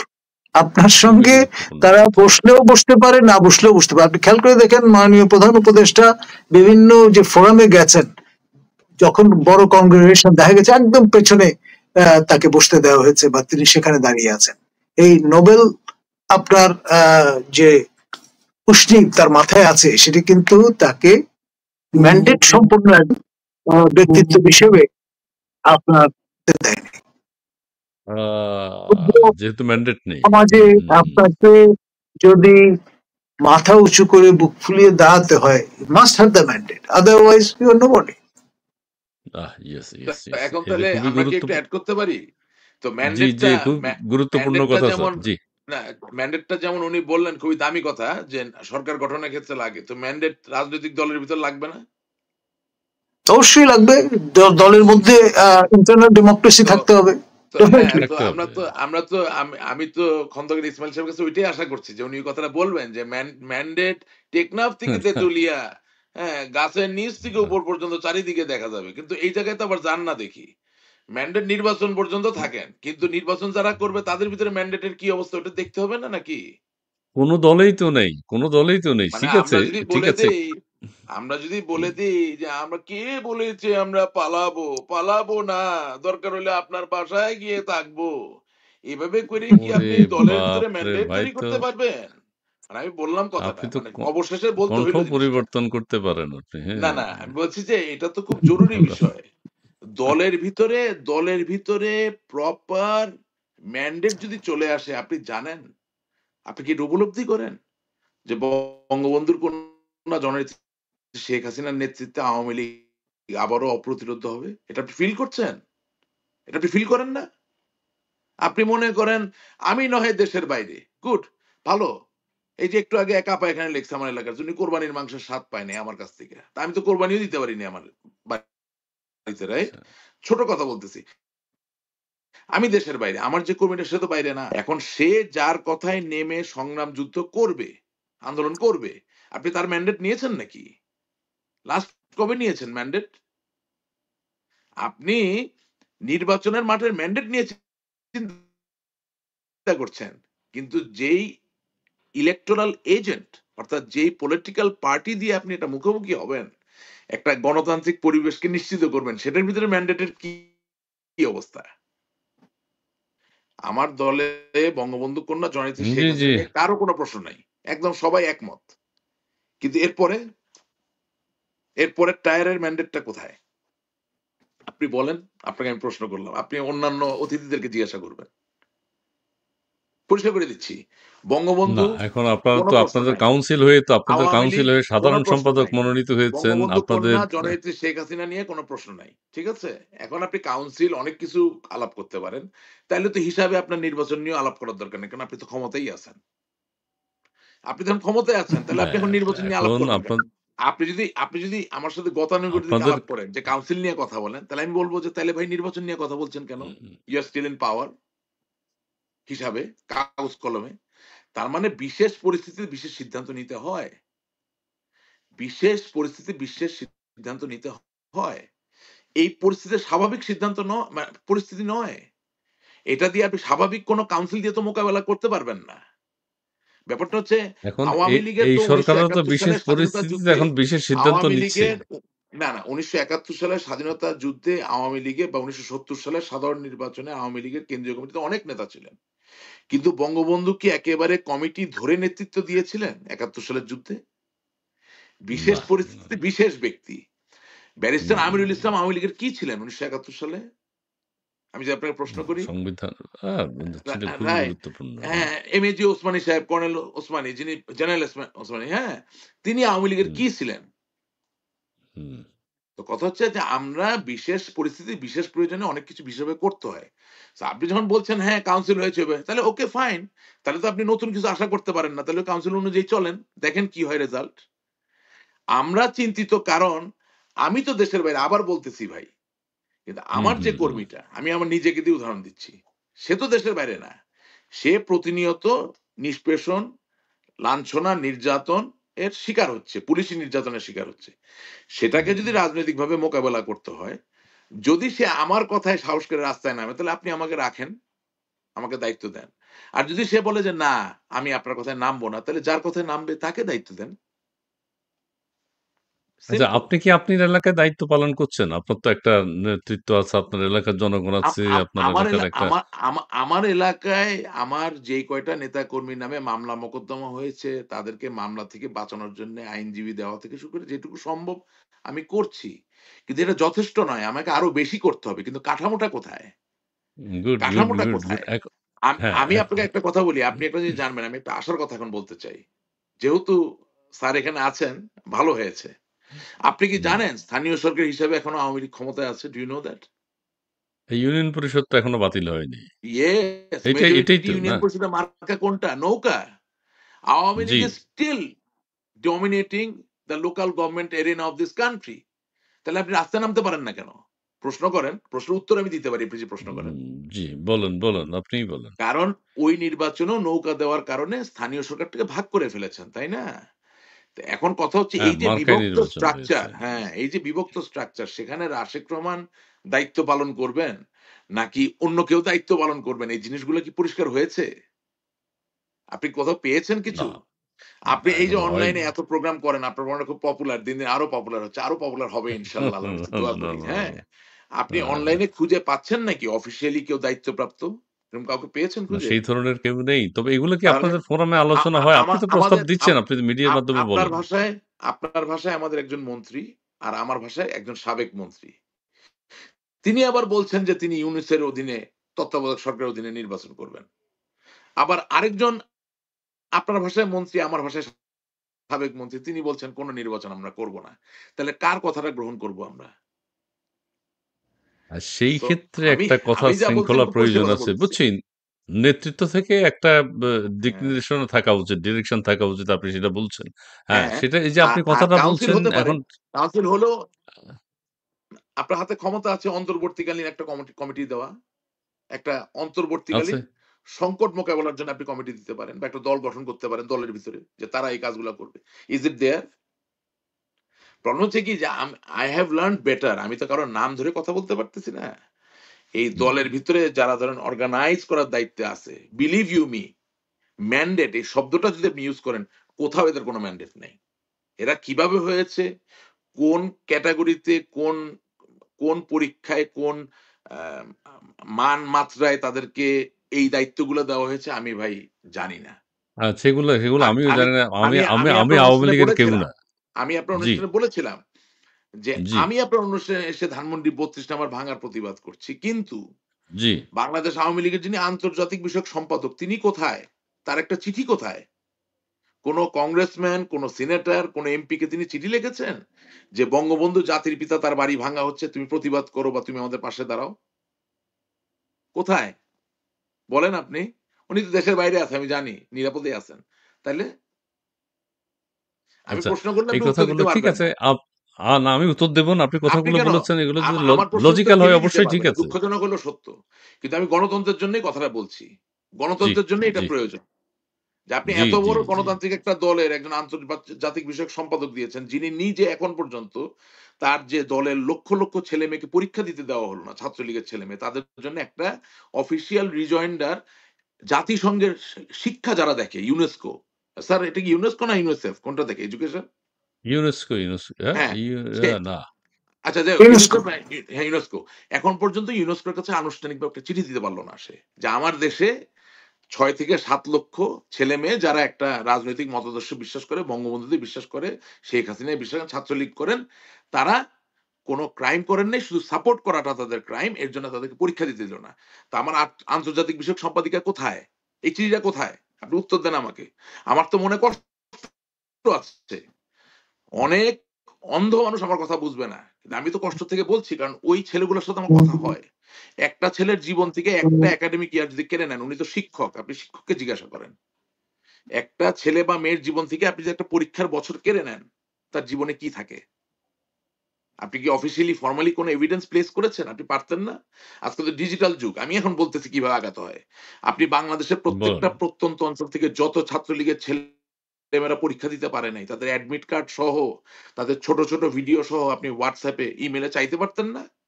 আপনি সব একসাথে করে ইউএনএ প্লেস করতে পারতেন না? আপনি মার্কিন যুক্তরাষ্ট্রে দিতে পারতেন না? I am showing you how to move forward. You take it from me. Problem হচ্ছে যে আপনি হয়তোবা চান না সেটা। সব কথা তো এখানে বলা যাবে না। আপনি তো ভিতরে বললেন। অনেক কিছু ভিতরে না, না, আছে। আপনি বলে দেন। হ্যাঁ, আমি আপনাকে if থামাচ্ছি। আমি i কোনো i কথা i বলছি if না। you আপনি বলে দেন, বলে if then. you want to see if you want to see how to move forward, I'll show you how to move forward. পৃথিবীতে বহু মানবতায় বিশ্বাস করা রাজনীতিবিদ আছে। তাদের কাছে আমার দেশে ৭ লক্ষ ৮ লক্ষ ছেলেমেয়েরা আকুতি পৌঁছান। দেখেন তারা কি করে আপনার জন্যে। ৭১ সালে এডওয়ার্ড কেনেডি আপনার জন্য লাফায়ে পড়তে পারল। আর এখন কি মনে করেন সেই মানুষগুলো বেঁচে নাই? মানুষকে ভালোবাসে এরকম মানুষ নাই? শিক্ষাকে ভালোবাসে এরকম মানুষ নাই? অবশ্যই আছে। আপনি যাচ্ছেন? আপনি তো বসে আছেন। আপনি তো বসে আছেন, আপনি তো যাচ্ছেন না। আপনার যেটা সেটা করণীয় সেটা কি হচ্ছে আপনি করছেন? হ্যাঁ? হ্যাঁ, হ্যাঁ। আপনি ফোরামে বলছেন, স্যারের সামনে বলছেন, আমি ফোরাম উপস্থিত আছি। কোথায় ফোরাম ভাই? আ আও আমাকে আ ফোরামটা দেখান তো। আওয়ামী আমি তো চিনি না। এটা গোপন ফোরামটা কোথায়? আমি দেখি নাই চোখে। আপনি দেখছেন? এখানে কোনো গোপন কোনো ফোরাম আছে? আমাকে দেখান তো কোন ফোরাম? প্রতিটা ফোরাম ইস কম্প্রোমাইজড। প্রত্যেকটা ফোরামের ভিতরে বিএনপি, জামাতের লোক, ডিজিএফআই, এনএস এর লোক ঢুকানো। কোনো কথা গোপন থাকে না। কিসের ফোরাম ভাই? আরে গোপনীয়তা রক্ষা করাও তো একটা আর্ট। হুম, হুম, হুম। আপনি মনে করেন আপনি আজকে আপনার যিনি গেস্ট তিনি তো lieutenant colonel also in the Bangladesh hmm, hmm, territorial hmm, hmm, services, hmm, হ্যাঁ, hmm, BNC Bangladesh hmm, national hmm, cadet corps, আমি সেটা শুভেচ্ছা দূত ছিলাম। উনি তো হি ইজ হুম, হাইলি, তার অ্যাকোলেড এবং হি ইজ হাইলি এক্সেলেন্ট। আপনি ওনাকে জিজ্ঞাসা করেন মিলিটারিতেও তো সিক্রেসি মেনটেন করার একটা ট্রেনিং দেওয়া হয়। আপনার লোক আছে নাকি সিক্রেসি মেনটেন করার? প্রত্যেকটা টেলিগ্রাম গ্রুপ এক্সপোজ, প্রত্যেকটা হোয়াটসঅ্যাপ গ্রুপ এক্সপোজ। কি বলতেছেন, কি চিন্তা করে সব বেরিয়ে যাচ্ছে। আর সবচেয়ে বড় কথা, কিছু তো করতেছেন না, শুধু আলাপ করতেছেন। এই যে আপনাকে একটা উদাহরণ দিলাম, এটা বলার জন্য রাশিদ রহমানকে কেন লাগবে? ছাত্রলীগ দেখার জন্য বড় বড় জাতীয় নেতা নাই? ছাত্রলীগের নেতারা নাই? তার ছেলেমেয়ের যেই পরিস্থিতি, তার যে রেকর্ড কিপিং, সব কাগজপত্র একসাথে করে যে একটা জায়গায় প্লেস করা, সেটা করার কোনো লোক নাই? একটু জিজ্ঞেস করেন, আচ্ছা, আপনি আমরা আজকের অতিথিকে জিজ্ঞেস করেন। আমরা আজকে এটা নিয়েই কথা বলবো। আমি অন্য বিষয়েও কথা বলবো। আজকে আর বেশি লম্বা করব না। কিন্তু স্যারের কাছে এখন শেষ যেটা, হুম। রাশেক সাহেব যেটি বললেন স্যার, যে বাংলাদেশে শুধুমাত্র রাজনীতির করার কারণে অথবা একটা দলকে সমর্থন করার কারণে আজকে লক্ষ লক্ষ ছেলে মেয়ে পরীক্ষা দিতে পারছে না, এবং বিশ্ববিদ্যালয়, ইউনিভার্সিটি, কলেজগুলোতে হানাহানি, মারামারি, বা কেউ পরীক্ষা দিতে গেলেও তাদেরকে বঞ্চিত করা হচ্ছে, নানানভাবে নির্যাতন করা হচ্ছে, পুলিশের কাছে সোপর্দ করা হচ্ছে। সেই ক্ষেত্রে যেই দলই হোক, আওয়ামী লীগ, বিএনপি, জামাত, জাতীয় পার্টি, বর্তমান যারা আছেন ক্ষমতায়, এটা কি শোভনীয় হচ্ছে? এটা কি হচ্ছে? ওই ছেলেটার বা ওই ছাত্রীটার দোষটা কি? অপরাধটা কি? সে তো পরীক্ষা থেকে বঞ্চিত করাটাকে আপনি কিভাবে দেখছেন স্যার? শিক্ষক হিসেবে আপনি বলবেন, এরপরে আমরা শেষ করে দিব। জি। এটা কি উচিত কিনা? কোনো ইন্টারন্যাশনাল অন্যান্য পৃথিবীর অন্যান্য দেশেও কি এই ধরনের কোনো রেওয়াজ আছে কিনা? বাংলাদেশে যেটা পালিত হচ্ছে।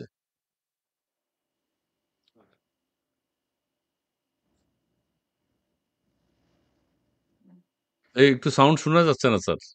স্যার শুনতে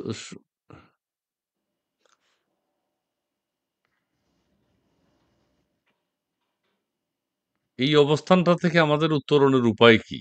এই যে সাধারণ ছাত্রছাত্রীরা এখন পড়াশোনা করতে পারছে না, স্কুলে যেতে পারছে না, কলেজে যেতে পারছে না, বিশ্ববিদ্যালয়ে যেতে পারছে না, পরীক্ষা দিতে পারছে না। কার পরীক্ষার সময় উত্তরণ পরীক্ষাটা করছেন? দিতে পারছে না। এই ব্যাপারে কিছু একটু মুন্না স্যার তো শুনতে পাচ্ছি। সংসদে আমরা তো তুমি কি মাইক্রোফোন বন্ধ করে দিছো নাকি না স্যার বন্ধ হয়ে গেছে কোনোবার? মাননীয় স্পিকার, আপনার সময় ৩ মিনিট স্যার। শোনা তো যাচ্ছে না। মাননীয় সংসদ সদস্য যে কথা শুনতে পাচ্ছি না স্যার। কি কারণে কথা শুনতে পাচ্ছি না? স্যার ওখান থেকে টেকনিক্যাল কোনো একটা কারণে আপনার অডিওটা আসতেছে না। আর স্যারের ওখান বাকি থেকে সব না। ঠিক আছে। স্যার শুনতে পাচ্ছেন কিন্তু জি, স্যার বের হয়েছেন। কথা আসছে না। আচ্ছা রাশেক ভাই আপনি ২-১ মিনিট একটু আর বলে দেন এখন এই না বলেছেন আপনি পরামর্শ দিয়েছেন ঠিক আছে। আমি কিন্তু কিছু বলি না। আমি কিন্তু আওয়ামী লীগের কেউ না। আপনারা কি মনে করেন আমি জানি না। শুনেন, আমি কিন্তু সহজ কথাটা জিনিস সত্য, আপনাকে কথাটা সহজ সত্য। সহজ জিনিস বলে দিচ্ছি। জি, বাংলাদেশের সামরিক বাহিনী যতক্ষণ না যাবে এবং জি, আন্তর্জাতিক বিশ্ব যতক্ষণ না যাবেন ততক্ষণ পর্যন্ত আমাদের এই পরিস্থিতি খুব সহজে পরিবর্তিত হওয়ার সুযোগ নাই। একদম জি, পরিষ্কার কথা। আবার বলছি, বাংলাদেশের সামরিক বাহিনী এবং আন্তর্জাতিক বিশ্ব এ দুটির কোনটি যতক্ষণ না আমাদের পাশে এসে না দাঁড়াবে বা আমাদের পক্ষে যতক্ষণ না লিনিয়ার না হবে ততক্ষণ পর্যন্ত আমাদের কোনো সম্ভাবনা নাই। ১। ২ নাম্বার, তখনই আন্তর্জাতিক বিশ্ব এবং সামরিক বাহিনী আমাদের পাশে দাঁড়াবেন যখন আমরা একটা মুভমেন্ট তৈরি করতে পারবো আমাদের রাজনৈতিক নেতাকর্মীদের দিয়ে। ঠিক আছে?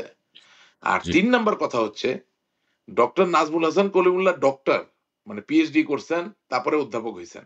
অর্থাৎ হুম, আপনি গায়ে জোর দিয়ে তো অধ্যাপক হইতে পারবেন প্রক্রিয়া বাদ দিয়ে, ফাঁকি দিয়ে। এইসব, ডক্টরও হওয়া যায়। হ্যাঁ, হ্যাঁ, সবই হওয়া যায়। কিন্তু হুম, জেনুইন অধ্যাপক যদি হতে হয়, শিক্ষা দিতে হয়, তাহলে আপনাকে একটা প্রক্রিয়া অনুসরণ করতে হবে। তার মানে হচ্ছে, হুম, আমার দলের মাঝে যারা একটি অনুসরণ ফলো করে নেতা হয়েছেন, তাদেরকে দিয়ে আগামী দিনে কাজ হবে। যারা হন নাই, তাদেরকে দিয়ে কোন কাজ আসলে হবে বলে আমি মনে করছি না। ওকে, যারা জোর করে ওকে, নিজেকে অধ্যাপক ডাকার চেষ্টা করেন, হ্যাঁ? এম মানে ক্ষমা স্যার বুঝতে পারছে আমি কি বলতে চাচ্ছি। এগুলো দিয়ে কাজ হবে না। দিনের শেষে বাস্তবতা হচ্ছে armed forces, international community and you need a very strong ground force who will make a statement for you. যে আপনার স্টেটমেন্টটা তৈরি করবে। সেটা আপনি বাইরে গিয়ে রিলে করবেন। প্রবলেম হচ্ছে যে আমরা তো একটা জায়গায় আটকে গেছি। আপনার অনুষ্ঠানে আমি এই কথাও বলেছি যে ২৩ জুন বাংলাদেশ আওয়ামী লীগের প্রতিষ্ঠাবার্ষিকী আমরা লন্ডনে করেছি, আমেরিকায় করেছি, কানাডায় হয়েছে। কিন্তু যেখানে আমাদের ৩০ থেকে ৪০,০০০ কর্মী নিহিত আছেন, মানে কলকাতায় বা ভারতে, সেখানে আমরা একটা প্রতিষ্ঠাবার্ষিকীর অনুষ্ঠান করতে পারি নাই। সেটা শারীরিকভাবে না হইলেও আমাদের উচিত ছিল অনলাইনে করা। কিন্তু এই কথাগুলা ধরিয়ে দেওয়া, এগুলা বললেই কিছু লোক মনে করে যে আমরা সমালোচনা করছি বা বিরুদ্ধে কথা। তা তো না। যেটা করলে ভালো হবে, না। মানুষ সাহস পাবে, সেটা করার কথাই আমরা বলছি। আর কিছু জি, না। জি। আপনি মাঝে মধ্যেই বলবেন, সবসময় বলবেন। আমি আছি আপনার সাথে। জি, আপনি জি, বলবেন। ইনশাআল্লাহ, ইনশাআল্লাহ। বলার পরপর যদি কোনো সংশোধন হয় সেটা তো ভালো। দলের পক্ষে যদি যায় সেটা আরো ভালো। আপনি বিদেশে ইন্ডিয়াতে ২৩শে জুন পালন করার কথা বলছিলেন। শারীরিকভাবে পালন করা হয়তো সংগঠিত হতে ইন্ডিয়াতে আমি জানি না ল তে কি আছে সেটা সম্ভব হতো কিনা। না, এখানে তবে এখানে আপনি একজন বলছেন বলছেন অনলাইনে এখানে জি, একজন বলছেন এখানে একজন বলছেন যে দেশকে রক্ষা করতে আপনি দেশে আসুন। হ্যাঁ, আমি অবশ্যই দেশে আসবো। কেন আসবো না? কিন্তু আমি ভাই অত সাহসী না। আমি যদি আওয়ামী লীগের নীতি নির্ধারক হইতাম, আপনি আমাকে দেশেই পাইতেন। আমি দেশের বাইরেও যাইতাম না। কিন্তু যারা নীতি আচ্ছা। নির্ধারক, যারা ফেনা তুলে ফেলে, হ্যাঁ? ভালোবাসার কথা বলে, তারা আসলে একটু সাহস পায়, আমরা তাদের পিছনে আসবো। অসুবিধা কোথায়? সাধারণ আওয়ামী লীগারদের কথা চিন্তা করে দেশে যান না। না, চেষ্টা তো আছেই। জি, অবশ্যই, আমি তো বললাম। কিন্তু আমি যে সাধারণের আচ্ছা। থেকেও বেশি সাধারণ, এটা আপনার বুঝতে হবে। যে আমার দলই তো আমাকে বলছে আমি সাধারণ। সুতরাং আপনি সাধারণের কাছ থেকে অসাধারণ কিছু চাবেন কেন? আচ্ছা, আপনি আমার সাধারণ আমার হিসেবে দল যাকে থাকেন। অসাধারণ মনে করবে তাকেই তো আগে অসাধারণ কাজটা করতে হবে নাকি? জি, জি, জি, জি। জি। তবে ওই না একটা কথা শুধু সংক্ষেপে বলে শেষ করে দেই সেটা ১৬ বছর বা আগে ৯৬ থেকে আপনারা ছিলেন। সে থেকে কি এখন আমরা ভালো আছি? দেশের মানুষ ভালো আছে মনে করছেন? না, না, সেটা বললাম যে জাস্ট এটা তো স্বর্ণ স্বর্ণ আমাদের জন্য তো বিশাল সুযোগ। এটাই তো আমাদের সুযোগ। সুযোগ। আমরা যদি এখন জি, জনগণকে গিয়ে বোঝাতে পারি যে তোমাদেরকে যা বুঝিয়ে এই পরিস্থিতি তৈরি করেছে তারা তো তোমাদের কিছু দিতে পারল না। জি। আমরাই পারি তোমাদের জন্য কিছু করতে। মানুষ তো আপনাকে আবার গ্রহণ করবে। আমি তো সেটাই বলছি। আমরা তো ওকে, ভালো একটা ওকে, জায়গায় আছি। এখন এটা কি সুযোগটা ওকে। আমাদের নিতে হবে না? জি, জি, জি, জি, জি, জি। ভালো কথা, ভালো কথা। স্যার আপনাকে যে প্রশ্ন করেছে অনেকক্ষণ আপনাকে বসিয়ে রেখেছি। আপনি শুনেছেন ধৈর্যের সাথে। আমাদের সম্মানিত দর্শকদের কমেন্টস গুলো নিশ্চয়ই আপনি পড়েছেন। সবকিছু মিলে একটা সামারি স্যার একটু বলুন। আমি যেটি বলতে চাচ্ছিলাম, এখন শোনা যাচ্ছে? জি। ক্যান ইউ এখন হিয়ার মি? ঠিক আছে। ইয়েস, হ্যাঁ, জি। Yes, yes, yes. জি, জি, আপনার জি। সম্প্রতি চট্টগ্রাম বিশ্ববিদ্যালয়ে একজন শিক্ষক তিনি পদোন্নতির পরীক্ষা দিতে গিয়ে পদোন্নতি জি, যেভাবে হ্যাকেল মহাব্যবস্থা। হলেন, সেখানে জি, ধরুন আহ, শিক্ষক যেখানে অসহায়, ছাত্রছাত্রীদের অবস্থা কি হবে এটা তো পরিষ্কার বোঝাই যাচ্ছে। সারা দেশে কিন্তু একই রাইট। অবস্থা, কোনো জায়গায় বাদ আ নেই। আপনার আমাদের শ্রদ্ধেয় সহকর্মী, আপনার ঢাকা বিশ্ববিদ্যালয় আইন বিভাগের শিক্ষক, জাতীয় মানবাধিকার কমিশনের চেয়ারম্যান ছিলেন আমাদের জি, প্রফেসর মিজান। তাকে জি, হুমকি দিয়ে ফেসবুকে স্ট্যাটাস দেওয়া হয়েছে যে তিনি কিভাবে বিলিয়ার মতো প্রতিষ্ঠানে পরিচালক হিসেবে দায়িত্ব পালন করছেন। বিলিয়া হচ্ছে Bangladesh institute of law and international affairs. এটি বাই পার্টিজান বেসিসে পরিচালিত হয় এবং আপনার হোসেন শহীদ সরওয়ার্দীর যে বাড়ি সেখানে ধানমন্ডিতে এটি অবস্থিত, ফাংশনিং জি। একটা অর্গানাইজেশন। সেখানে তাকে আজকে ফেসবুকে একটা স্ট্যাটাস দিয়ে হুমকি দেওয়া হয়েছে ১ সপ্তাহের মধ্যে তিনি যাতে ওই প্রেমিস ছেড়ে চলে যান, যদি না যান তাহলে মব করা হবে। খেয়াল করেন আ মানে কোন দেশে বাস করছি আমরা। ঢাকা বিশ্ববিদ্যালয়ের শিক্ষক তিনি, আপনার হুম, আইন উপদেষ্টা যিনি আইন তার বিভাগে। সহ। জি, জি। জি, জি। তো সেই জন্য আপনার দুঃখ কোথায় রাখবেন, বিষয়টা কোন পর্যায়ে গেছে, এইটুকু বলে আমি আমার বক্তব্য শেষ করছি। ধন্যবাদ। জি, জি, জি, জি। ধন্যবাদ, ধন্যবাদ রাশেক ভাই আপনাকে, ধন্যবাদ থ্যাংক ইউ। স্যার আপনাকে এবং ধন্যবাদ আমাদের প্রিয় দর্শকবৃন্দ। আপনারা যারা এতক্ষণ আলোচনা শুনেছেন, ধৈর্য সহকারে বিভিন্ন ধরনের কমেন্টস করে আমাদেরকে সহযোগিতা করেছেন। সবার কমেন্টস পড়তে পারিনি কিন্তু আমাদের আলোচকবৃন্দ দেখেছেন, আমরাও দেখেছি, আমরা দেখানোর চেষ্টা করেছি। তো সবশেষে কলিমুল্লাহ স্যারের কথা দিয়ে শেষ করতে চাই। পাশাপাশি রাশেক সাহেবও যেটি বলছেন, হ্যাঁ, ঠিক আছে, তিনি তো আছেনই এবং আ যে কথাগুলো বলছেন সেগুলো থেকে অনেক কিছু নেয়া যায়। অনেক কিছু আ চি আ অনেকগুলো কথা আছে ভালোই, খুবই ভালো, দলের জন্য ভালো, দেশের জন্য ভালো। প্রত্যেক দলেই একটা গণতান্ত্রিক পরিবেশ দরকার, সেটিরও একটা নিশ্চয়তা চান।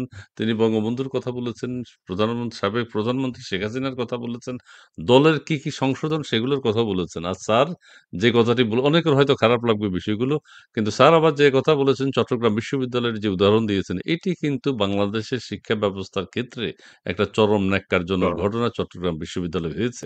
যে একজন শিক্ষক তার পদোন্নতির পরীক্ষা দিতে গেছেন, মব করে সেখানে নানান বিশৃঙ্খলার সৃষ্টি করা হয়েছে এবং যিনি উপাচার্য মহোদয় আছেন, তাকে বলা হয়েছে, "আপনাকে আমরা নিয়োগ দিয়েছি, আমাদের কথা আপনাকে শুনতে হবে।" এর চেয়ে অপমানজনক আর আমি জানি না সেই ভিসি মহোদয় পদত্যাগ করেছেন কিনা বা তার শিক্ষক জীবনে এই ধরনের কথা তিনি কিভাবে সহ্য করলেন অথবা পদত্যাগ করলেও তার উপর কোনো চাপ সৃষ্টি করা হতো কিনা সেই ধরনের আশঙ্কা আছে।